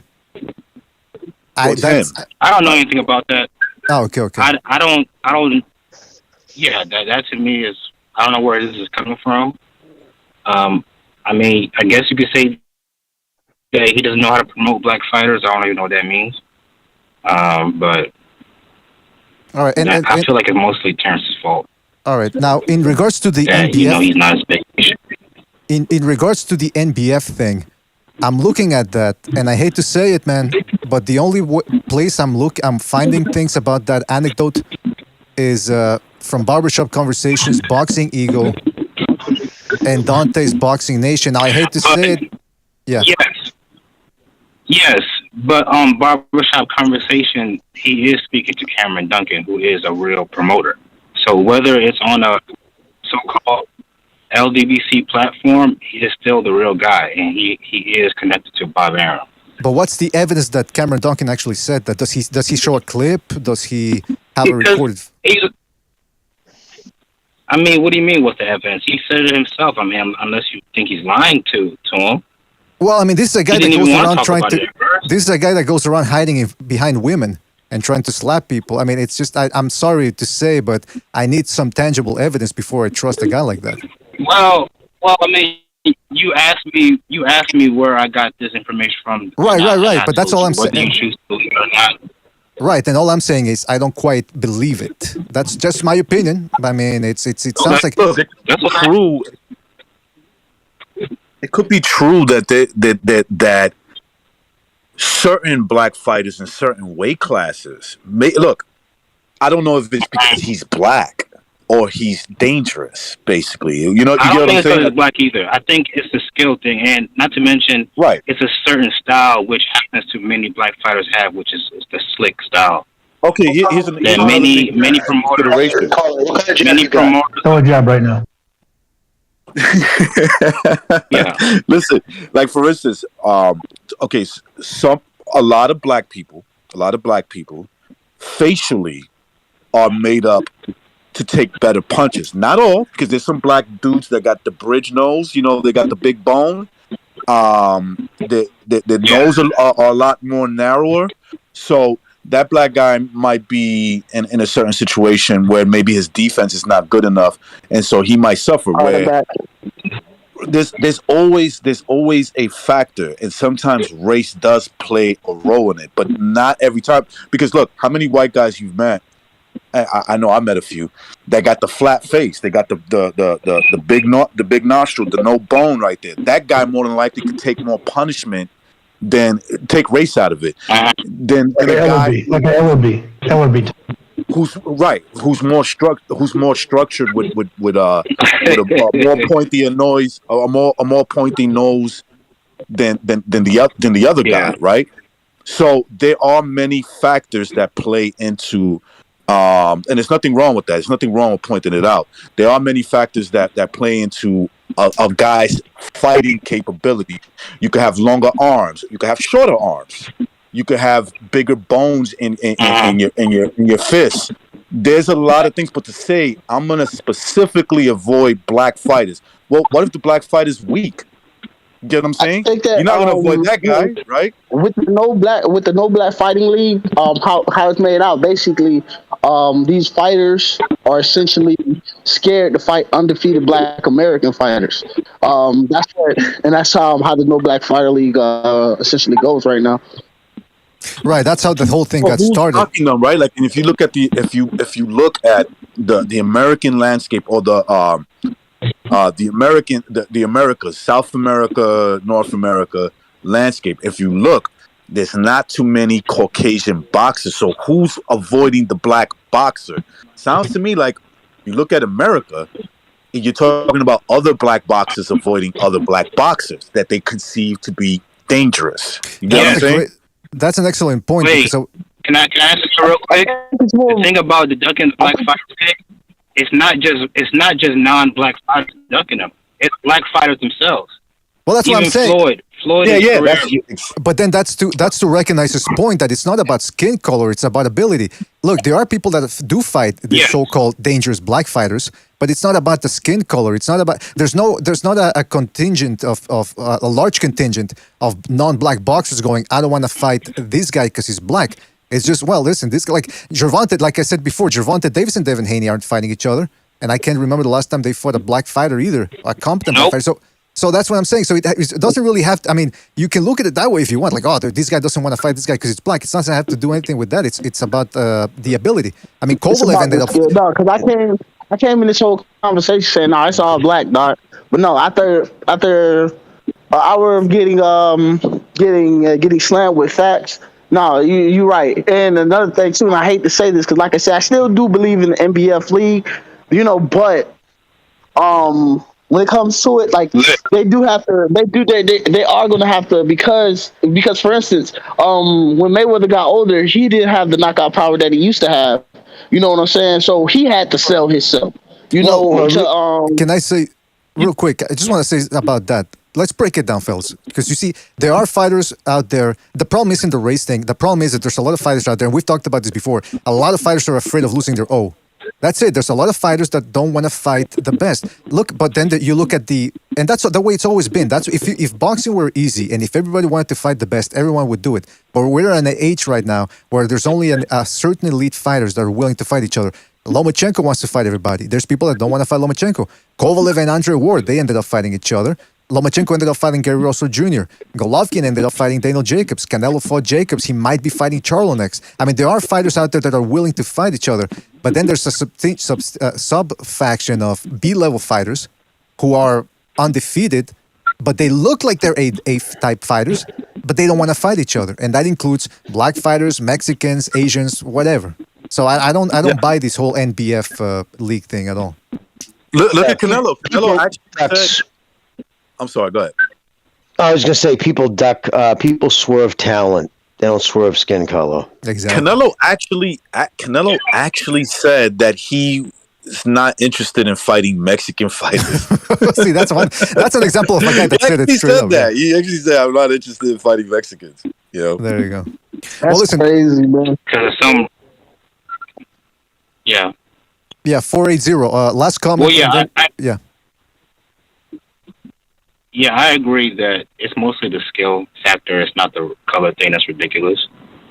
But if you get a weak fighter, let's say he's black, nobody's gonna be afraid of him. You get what I'm saying? Nobody's gonna now. He's a skill fighter. Yeah, nobody's afraid of fighting Cameron Davis or whatever. Exactly.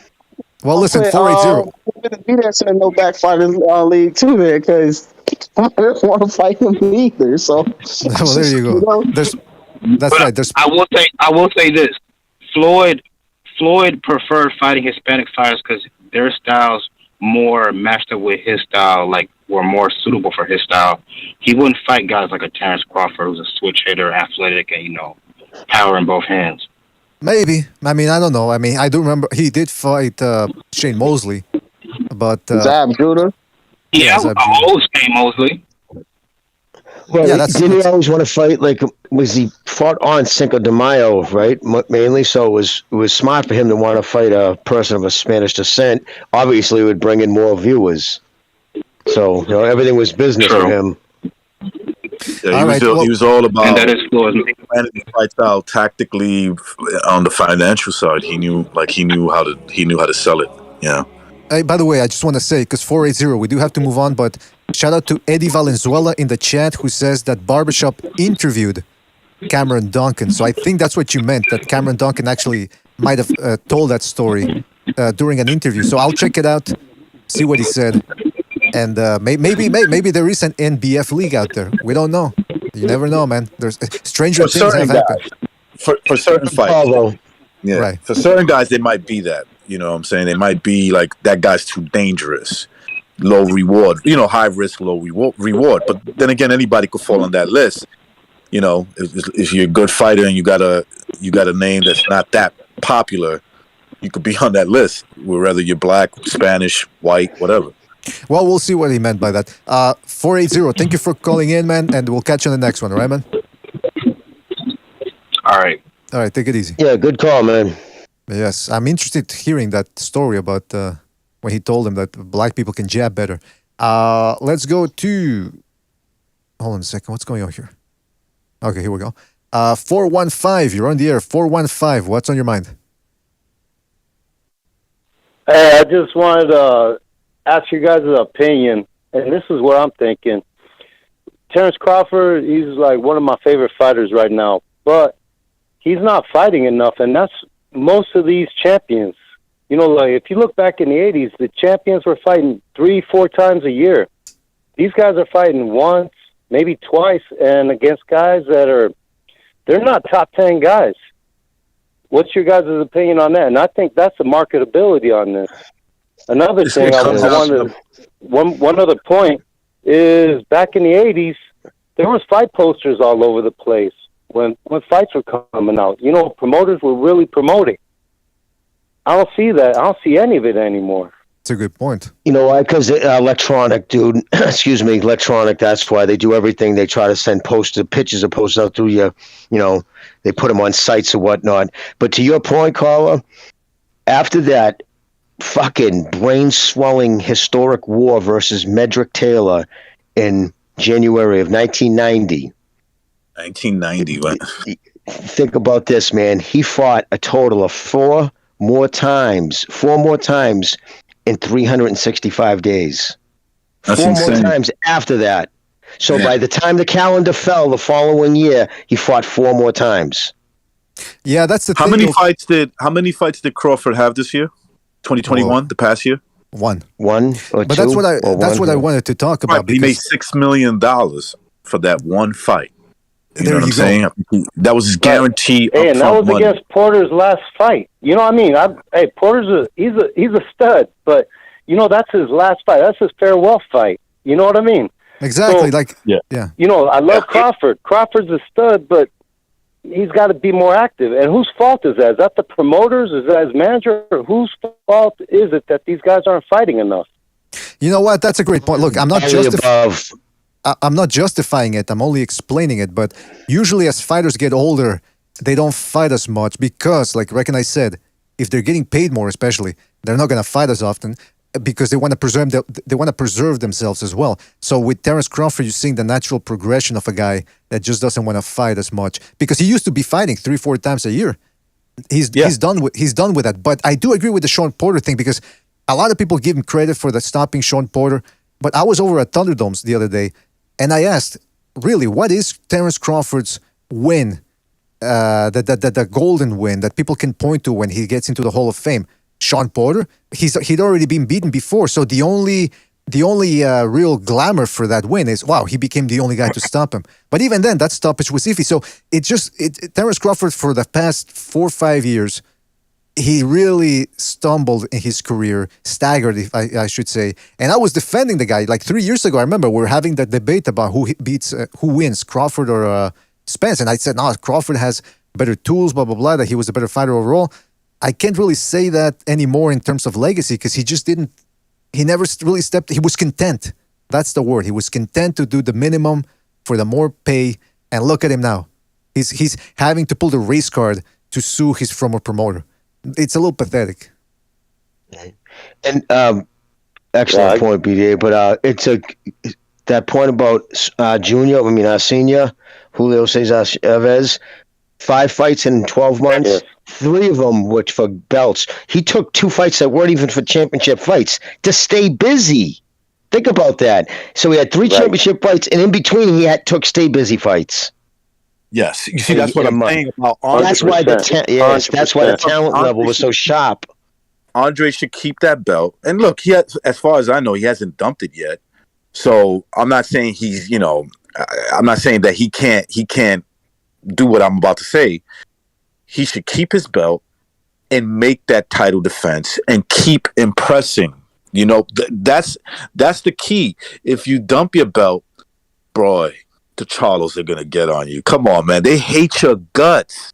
You don't give people ammunition that don't like you, okay? And that's not even a racial thing, right? Because Charlo's just as black as Andre, right? So it doesn't matter there.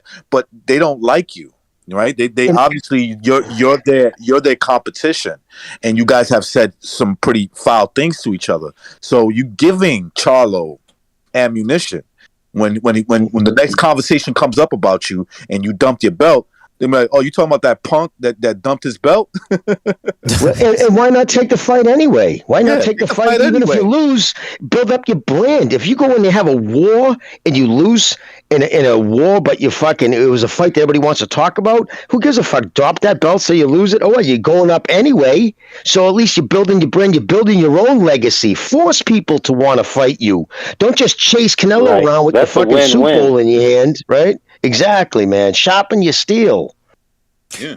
415. Yes, anything else 100%. You want to say? These guys want to spar so much right now instead of fight. They want to throw their little sparring videos on YouTube instead of actually throwing the fights out there. Before, it was always fights. I mean, if you were coming up, you had 6-7 fights minimum a year. Now it's like spar, throw it on YouTube. No one's paying for that. These guys are crazy. They're fighting for free instead of fighting to get paid. Excellent point. Excellent point, man. That's actually the fun part of boxing. If you're a professional boxer with a lot of talent, that's supposed to be the fun part of actually getting in the ring. Yeah, well, I mean, Sugar Ray Robinson, didn't he fight 22 times his first year? And I can just say this, boxing's changed so much since the 70s. Yeah, late 70s. I started with Sugar Ray Leonard after the Olympics. And, like how it's changed, like how promoters are dealing with stuff and our management, it's, it's turning boxing away from mainstream media, in my opinion. And that's a good point. It's probably like the 7th, 8th sport in America right now. And it used to be like the 3rd or 4th, like 70s and 80s. It used to be number 1, depending on the fighter. ABC, CBS, NBC. Absolutely, caller. Yeah, that's the way it's Hey, changed a lot. I'm calling the vent, but you guys are great. Hey, I love your show, and I'm gonna become a member after I hang up. But keep doing what you guys are doing, brother. and God bless. Thank you, man. God Thank you bless, for brother. 1-5. Really appreciate it, man. Hey, Call Jimmy, back next wasn't- time. Real quick, call back next time, right, man? Yeah, call back again. Yeah, sounds good. Thank you. All right, take it easy, man. Bye bye. All right, I'm gonna hop off for about 10 minutes, but then because I want to keep this one also too under 3 hours. But I'll be right back. Recognize, but then don't just remind me when I get back. I want to ask something about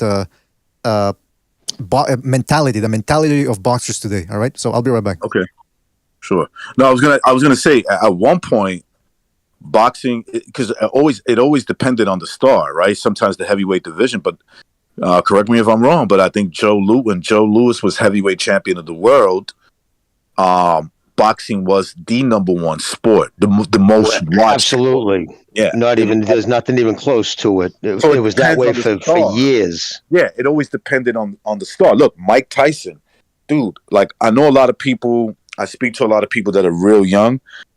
And at that time, Mike Tyson was the world, basically, when it came to sports. Everybody wanted to be Mike Tyson. You wanted to fight like him. You wanted to watch him. You know what I'm saying? Because here's this dude who's, he's not frail. He's a short, stocky dude, knocking out guys 6'3", 230 pounds, all muscles, just knocking them out like they were easy work. He transcended the sport. He became a cultural icon. Exactly, man. And the skill set that he had, it was just like, we never saw shit like that. We're like, what the fuck is that? How do you even do that shit? Well, think about this, brother. News, as far as news back then, Barbara Walters, she was like the fucking, all the way back from World War II. But anyway, she was NBC's big guy. So, like, I like to look up. I thought it was over 20 million people, tuned in live to watch him sit on a couch and talk to Barbara Walters with his wife about his mental problems. That's kind of an impact. 20 million people to watch that. Could you even picture somebody wanting even to interview, like a top news person in the media, to even want to talk to someone about boxing? So that's just to put people who are young, to put in perspective how big of a cultural icon Mike Tyson was to outside of boxing. Sorry, Recognize. Finish what you're saying. Oh, exactly. He was just a phenom. So, like, boxing. Joe Rogan said it the best when Joe Rogan said he said Muhammad Ali, he was great, and he was right. He was right. He started boxing at the right time in his prime with everything he'd been through. But Mike Tyson was just a whole villain out here. Like, he was the bad boy of boxing. He was just. He was knocking people out in the first round cold, it's scary cold, like ridiculous. Oh, dude, my whole city would literally shut down when Mike Tyson fought. You could hear it if it was in the summertime and all the windows are open. You could hear it echoing through the neighborhood, houses screaming during a knockout.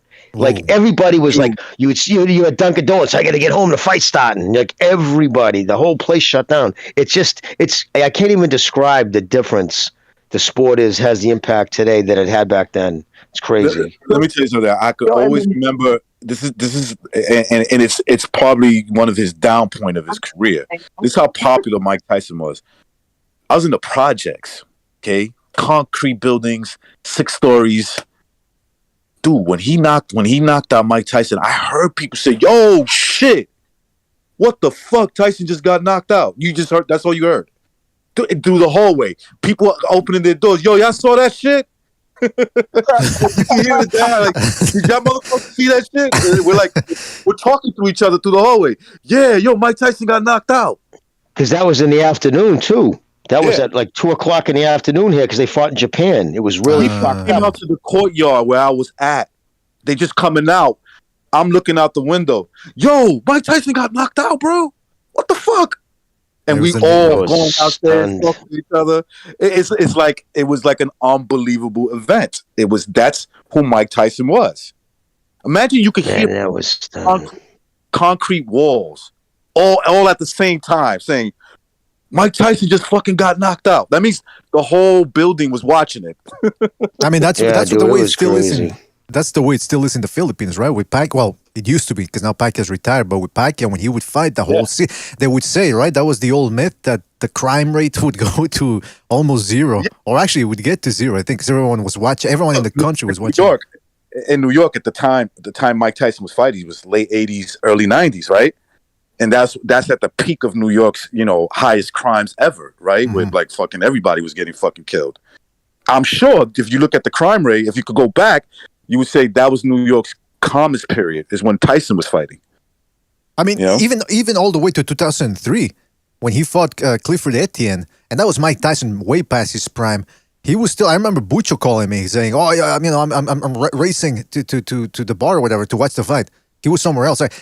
Mike Tyson still had that all the way to 2003. He captured people's imagination, and that's what I'm talking about when we talk about how you make a big star. I mean, even Canelo, when he was on the come up, he was already doing good at the gate, but he wasn't the most entertaining guy in the world. But there's something about him that Mexicans love about him, and they just flock to see him. It's bizarre, and if anybody could find out that secret formula, I mean, didn't Tyson Jones, that joke thing, that circus fight they just had, didn't that do crazy numbers? Yeah.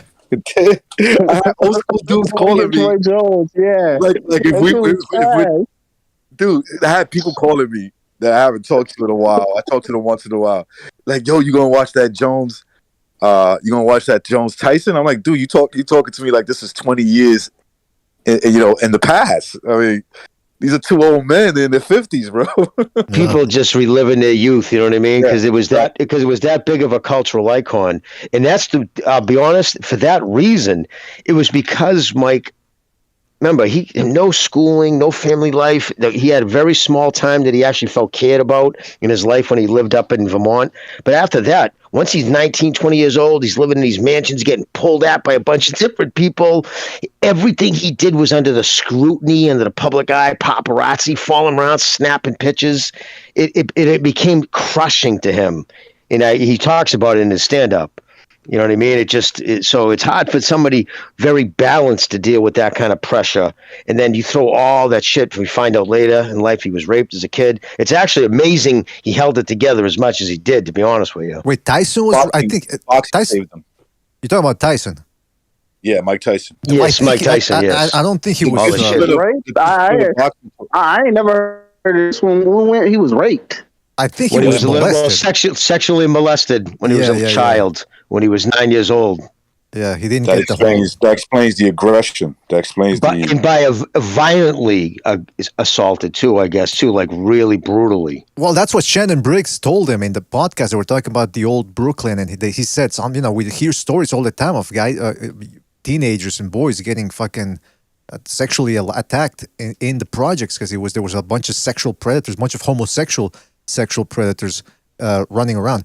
Reminds me of Brownsville was a very, very dangerous. That East Brooklyn side was one of the most dangerous places at the time. You know what I'm saying? So Mike Tyson spoke about like people getting kidnapped, and that's what was happening, man. People getting kidnapped and tortured to their death. You know what I'm saying? Like, yeah, he probably knew people that they did that to. You know what I'm saying? That'll fuck you up. Yeah, and that's when all his violence started right after that, bro. Right?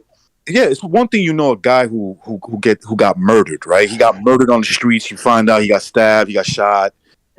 It's another thing to hear that they kidnapped this. You know that dude you used to hang out with? Yeah, they kidnapped him, tortured him, put him out of his misery, and they found him like in a fucking under a bridge. Like chopped up, basically. That's scary as fuck, man. That's traumatic, psychologically. Man. Yeah.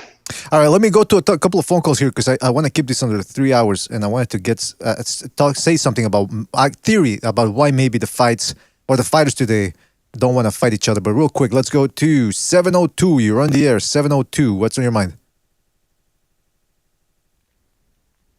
Hello, can you hear me? Yes, I can hear. Is this Michael Jackson? Hello? Is this Michael Jackson? No, go ahead. Black Chibi is a big lip nigger. Go eat some bananas. Oh, come on. Now see that. I told you, man, this Canelo fan base, man. They out here, man. Oh man. They're trying, you know what it is? They're trying to get you with that word, but never, and this is my advice, never ever let somebody try to rattle you with words. That's the only pussies get rattled by words, man. So don't pay that no mind. Man. Listen, I heard the worst. bullshit, I heard the man. worst from this channel. We good. Yeah, I love it. that's fucking low rent shit right there, man. Hey, wait a minute. What did you say? You said you've Tell heard them this. your mama loves me. Just something like that. Your mama loves me. Hey, by the way, you said I'm gonna let them have that one, man. It's all good. I love it. I'm not one of those type of people that really cares for that, man. You feel me? You know, I've been in Chicago to South Florida. I've been everywhere, and only time somebody ever even got to me about that was when I was in the bar one time and I was tipsy. I don't even want to tell that story. So, man, just go into it. It don't matter to me. Trust me. He's entertaining me. As long as it didn't end with somebody getting sexual assaulted, we're all good. Let's go to And the fact that he had a hot disguise his voice tells you everything. Yeah, I mean, it is what it is. 747, you're on the air. And by the way, 747, there's a lot of background noise. I can barely hear you. What's on your mind? Let's try to see. He's on a 747. That's what it sounds like. So, hey, this is Big Money. Nice to hear you guys. I was at the store and I was just interested in calling you guys about what you guys are talking about. So it's kind of like the chicken and the egg concept, right? Which came first? Did the promoters start to care about keeping their investments clean, or did the fighters start to get scared? Because it seems like it's a little bit of both, right? You can't exactly blame the fighters, and you can't exactly blame the promoters in all cases. But I think that one of the reasons why the fights don't happen is just because, you know, once they lose that their mystique is gone. So now they're trying to build them up the same way, undefeated, knockout streak like Wilder, but instead of it being with, you know, high-class opponents, now they're trying to build it up with low-class opponents, you know, and then cash them out. That's a good question, I think, man. like, it would need to, in order to change that, the whole entire boxing community or all the fighters would need to change on the dot, or else the people that actually try to fight actually try to fight and then they end up losing, they're just going to get thrown out. Like everybody knows, once Jake Paul loses, it's over. Like all his the fanfare, whatever he has, is going to be gone. It's once over. He loses. Everybody knows that. It's over. So it's like the same thing what happened to like a boxer. Like look at Wilder now. Like that money with Joshua is gone. A lot of opportunities that he had when he was undefeated, even without an impressive resume, is gone. So fighters know that. So why would they want to risk themselves now? It's a good, that's a excellent point, man. I mean, because I'd love for some more transparency when it comes to boxing contracts and negotiations. Because a lot of the times we only get this stuff from the newspapers, and we have to piece it together and go, well, this guy's avoiding that guy. No, it's that guy. So it's true. I mean, maybe Bob Arum did fuck up. I don't know. That's why I'm curious to see what comes out of this. But anyway, listen, 747. But real quick, 747. Thank you for your call, and we'll catch you on the next one. All right, man. BD, I was going to say, I didn't. Yeah, go ahead. All right. I was going to say that even though I didn't, as a fan of the sport, right? Even though I didn't like how Mayweather handled the back end of his career when he became Money Mayweather, I understand what he did, right? And it's pretty understandable. Look, the reason why you can talk about Floyd Mayweather today, right? People talk about how his fights were boring. I agree, especially in the back end. On the back end of his career, he had a lot of boring fights. The reason why you talk about it today is because he went undefeated. So you never got to see a guy beat Mayweather. You never got to see a guy get his hand raised, and then you look on the other end and you see Floyd disappointed. You know what I'm saying? Right. And he took an L. You never seen him get stopped, anything like that. So that's what they bring to the table. So they try to milk that, right? And when you got a fighter, when you have a fighter that is not a knockout artist, and you take that zero from him, what is he? Just an average boxer, like everybody else. He's just like everyone else. Now you take that fighter and he goes undefeated. His elevation of status in the sport is still unblemished. It's a guy who never lost a fight. Do you think he's going to sell that O? I think that he needs to. I don't think he will. I think all these boxers too, especially the black boxers. I think that what they need to do is they need to start to sell themselves more. I mean, we already know you guys have skills. You guys made a name for yourselves. We know about you. But if you really sit out there and sell yourself like Muhammad Ali did, like Deontay Wilder did, it's gonna be hard not to miss you. That's gonna promoter's gonna be like, man, listen, this is gonna be way too entertaining. We gotta make this happen. Win or lose, it doesn't even matter anymore. We gotta make it happen, man. Like, cause even like what I seen, it was a couple trash fighters I seen, like just straight garbage. Even with the when you go to MMA, that Kimbo Slice versus IP9, whatever his name was.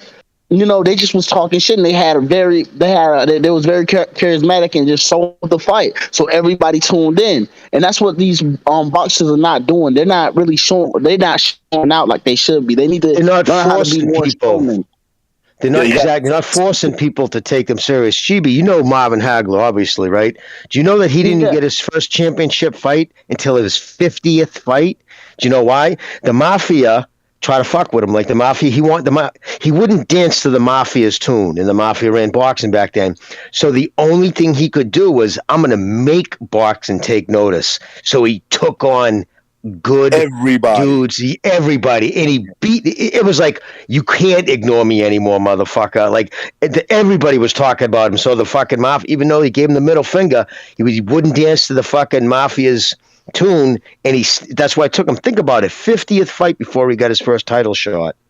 That's insane, dude. That's insane that he had to wait 50 fights, bro. Because the mob wanted him to fight a certain dude, and he was like, no. In those 50 fights, he won like 48 fights, and he knocked out like fucking 40. You know what I'm saying? So it's like, actually, you guys, can I just say before I forget it, because I'll forget it, historian Richie, the fight historian, I think is the name of his YouTube channel. You guys might already know about it, and I might be sounding like a donkey, but Richie, the fight historian, he posts fights, like he just put up Marvin Hagler's 1978 fight. Like, it's rare fights, and it was crazy, yeah. But to see his progression, to see him as more of a fucking slick fighter, puncher, like relentless, but he didn't have that. It wasn't a concussive, come out and just destroy you, Mongambi. Like, by the time he got up to that, exactly. Yeah, to see him become more and more of a vicious fighter over the time. It was it's nuts to see it. He was a knockout artist. He'll break you down and stop you. Yeah, that's the thing about when we talk about avoided fighters. There's certainly been avoided fighters in the past. I mean, you take a look at a guy like Hagler. Very few people wanted to fight him because, like Recognize said, at heart he was a stoppage fighter. He wanted to stop guys, and the reason why he could do that was because his conditioning was off the wall. You'll take a look at a guy like Bernard Hopkins too. Very well accomplished, again, supremely well conditioned, very solid chin, iron chin. Nobody wanted to fight him. Juan Manuel Marquez, it wasn't until 2004 that he got the Pacquiao fight. And even afterwards, it took him another 4 years before he got the Pacquiao rematch, or a year before that. So it took him about 3 years to get a big fight against Barrera. So there's guys out there that are very good, but they don't bring that payday or that fan base. Another guy, Winky Wright, So, but eventually, if they keep winning, they can get that shot. So again, it's unfair that they have to wait so much, but it is what it is. So a guy like Andrade, that's what he has to do. He just has to keep winning, keep trying to look as impressive as possible, and something will drop down the line. Now, Winky Wright.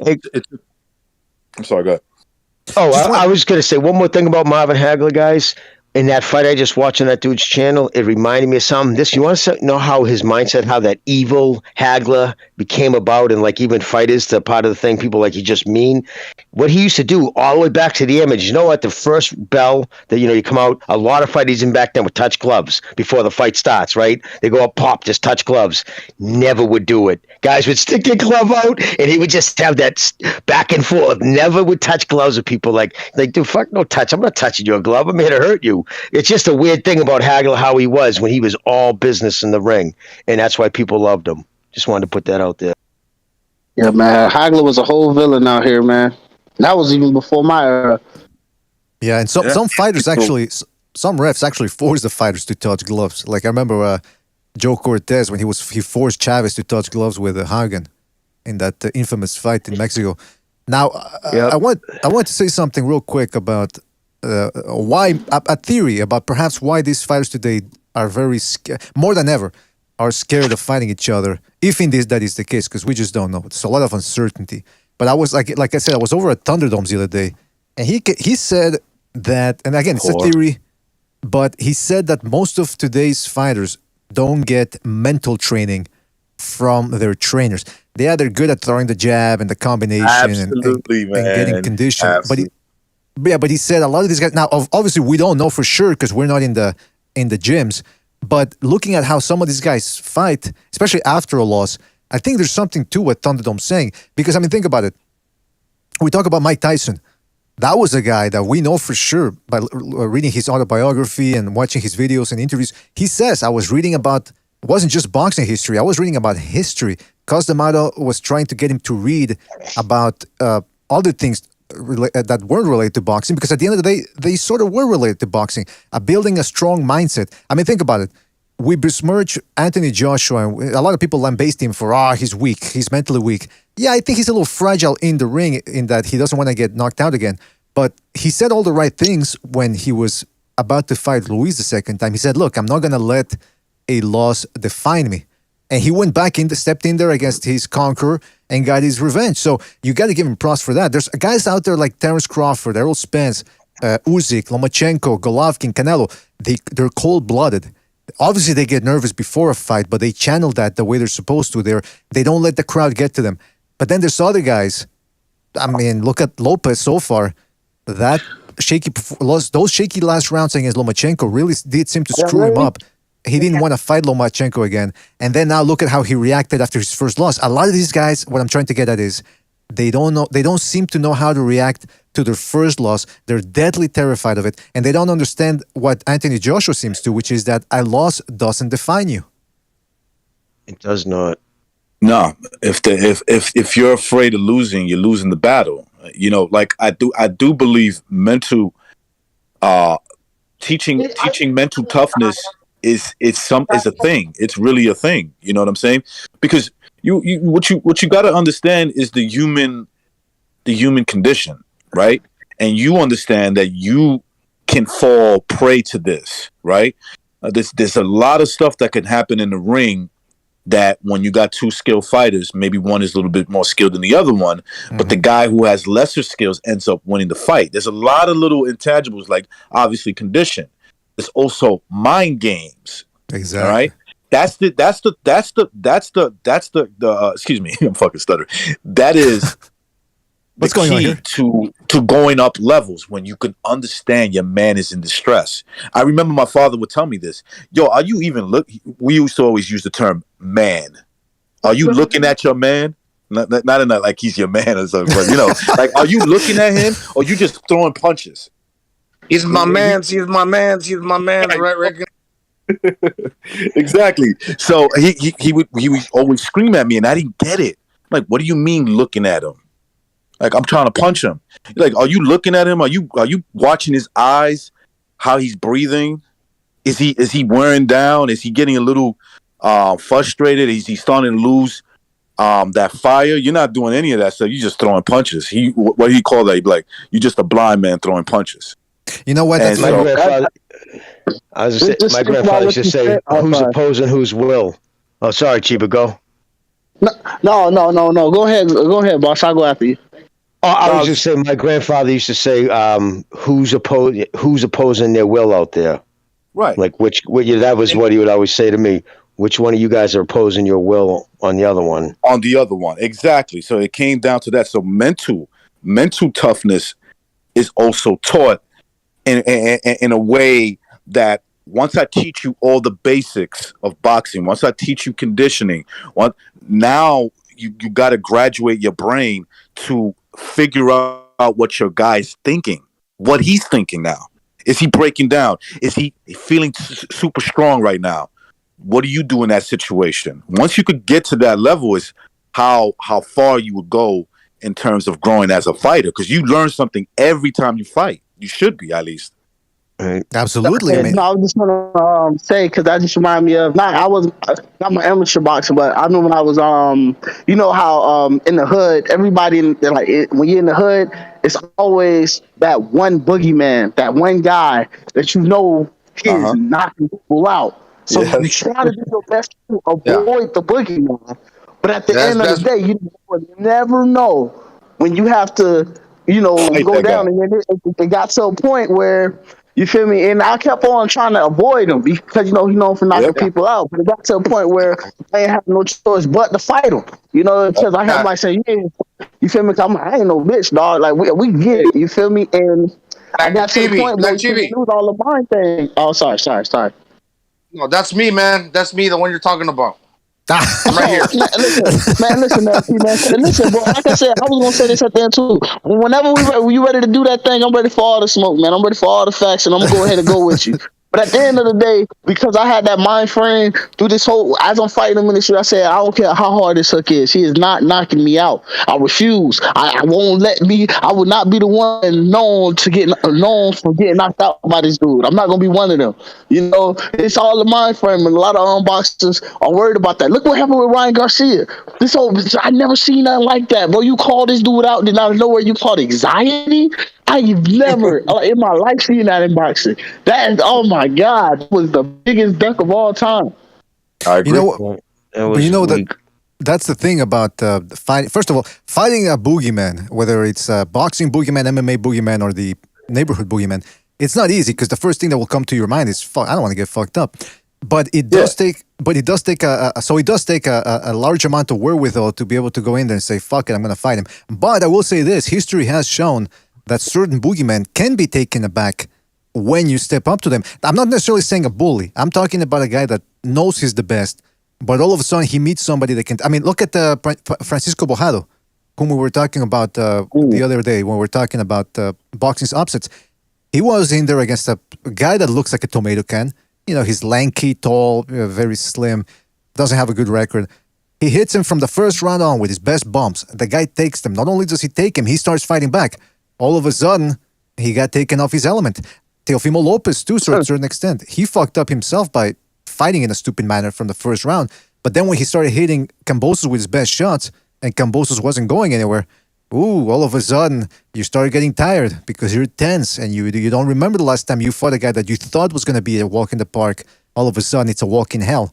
You know what I mean? So that stepping up to somebody can also be a shock to that person, even though they might be the toughest guy around. You just never know. Yeah, BDA also, like, you might have firepower, but then the other guy, he covers up and he rides out the storm. And after that guy, the first guy that's throwing exerts himself, the other guy will come with his flow, with the ebb and flow. He'll come with his fire. And a lot of times, if you go first and you drain yourself out, the other guy could take over. And then all of a sudden, like you said, you're out of your element. Well, look at Kimbo Slice. That was a scary looking motherfucker. And he was knocking people out. And he would always do it within 2-3 minutes. What happened when he went up against somebody that could take his shots?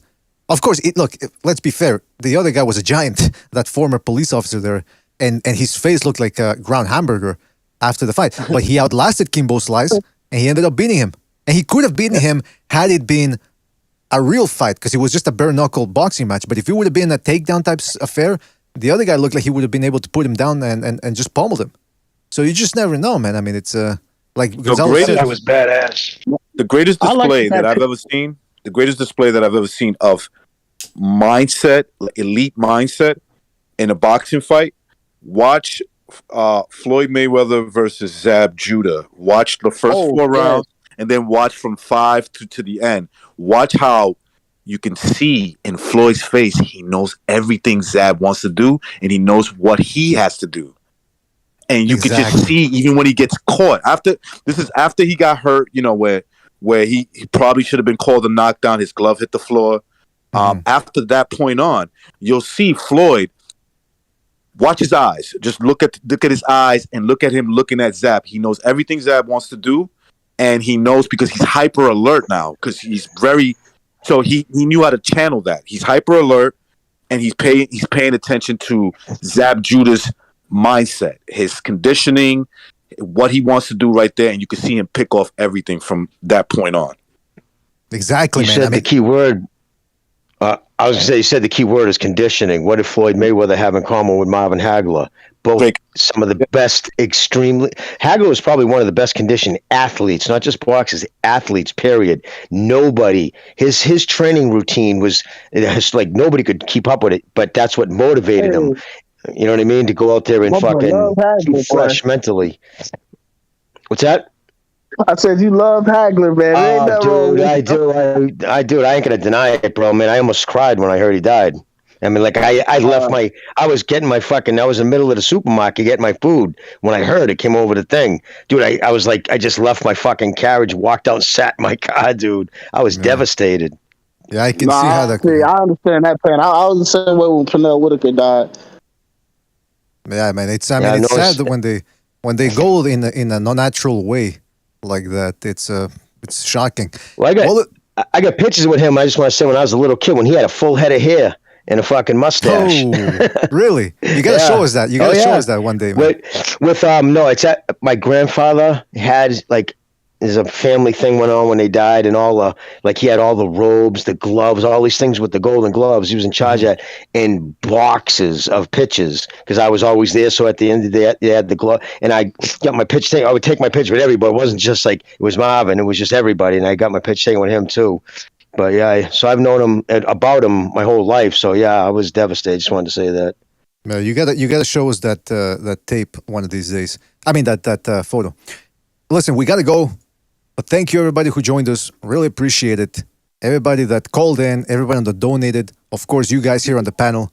I'm talking about Speed, Bucho, Recognize, Gonzalo, Chief, Jimmy, and Black Chibi who dropped by as well. Thank you, guys. Really appreciate having you on. I mean, you coming over and giving us your opinion. And don't forget, man, we'll be back probably Friday. We're going to try to do a open panel again so that everybody can come in and talk about some of the news, because we didn't even touch on today. We didn't touch on the Fury Usyk thing. Fury's accusing Usyk of being a roid head, and Canelo Charlo. And so, unfortunately, fellas, bad news. Some of these fights that were supposed to happen this month and early February are getting pushed back because of the COVID. Certain fighters are testing positive for that bullshit, and so they're being pushed back. So, I mean, it is what it is. But anyway, listen, fellas, really appreciate it. Thank you to everybody who called in, everyone that donated, all the BDA membership. Salute. Hey, Jimmy, I want to ask you something before, so stay on the line. Yes, sir. Real quick. And all right, man. Thank you. Salute to Chibi, man, from Palm Beach. Salute, Chibi. Yeah. And by the way, man, LT, I'm ready for all that smoke too, man. Nobody ain't scared of you, but I'm ready for all that. Just to let you know, whenever y'all ready, man, I already signed the contract. Whenever y'all ready to get that debate in, I'm ready. That's what I like to hear, man. Salute to Palm Beach. Everyone take care, Chibi. Yes, indeed. Thank you for calling in, everybody. And shout out to everybody in the chat room. Simi, Paper Tiger. Who else do we got? One Hitter. Shout out to One Hitter. Hadn't heard from him in a while.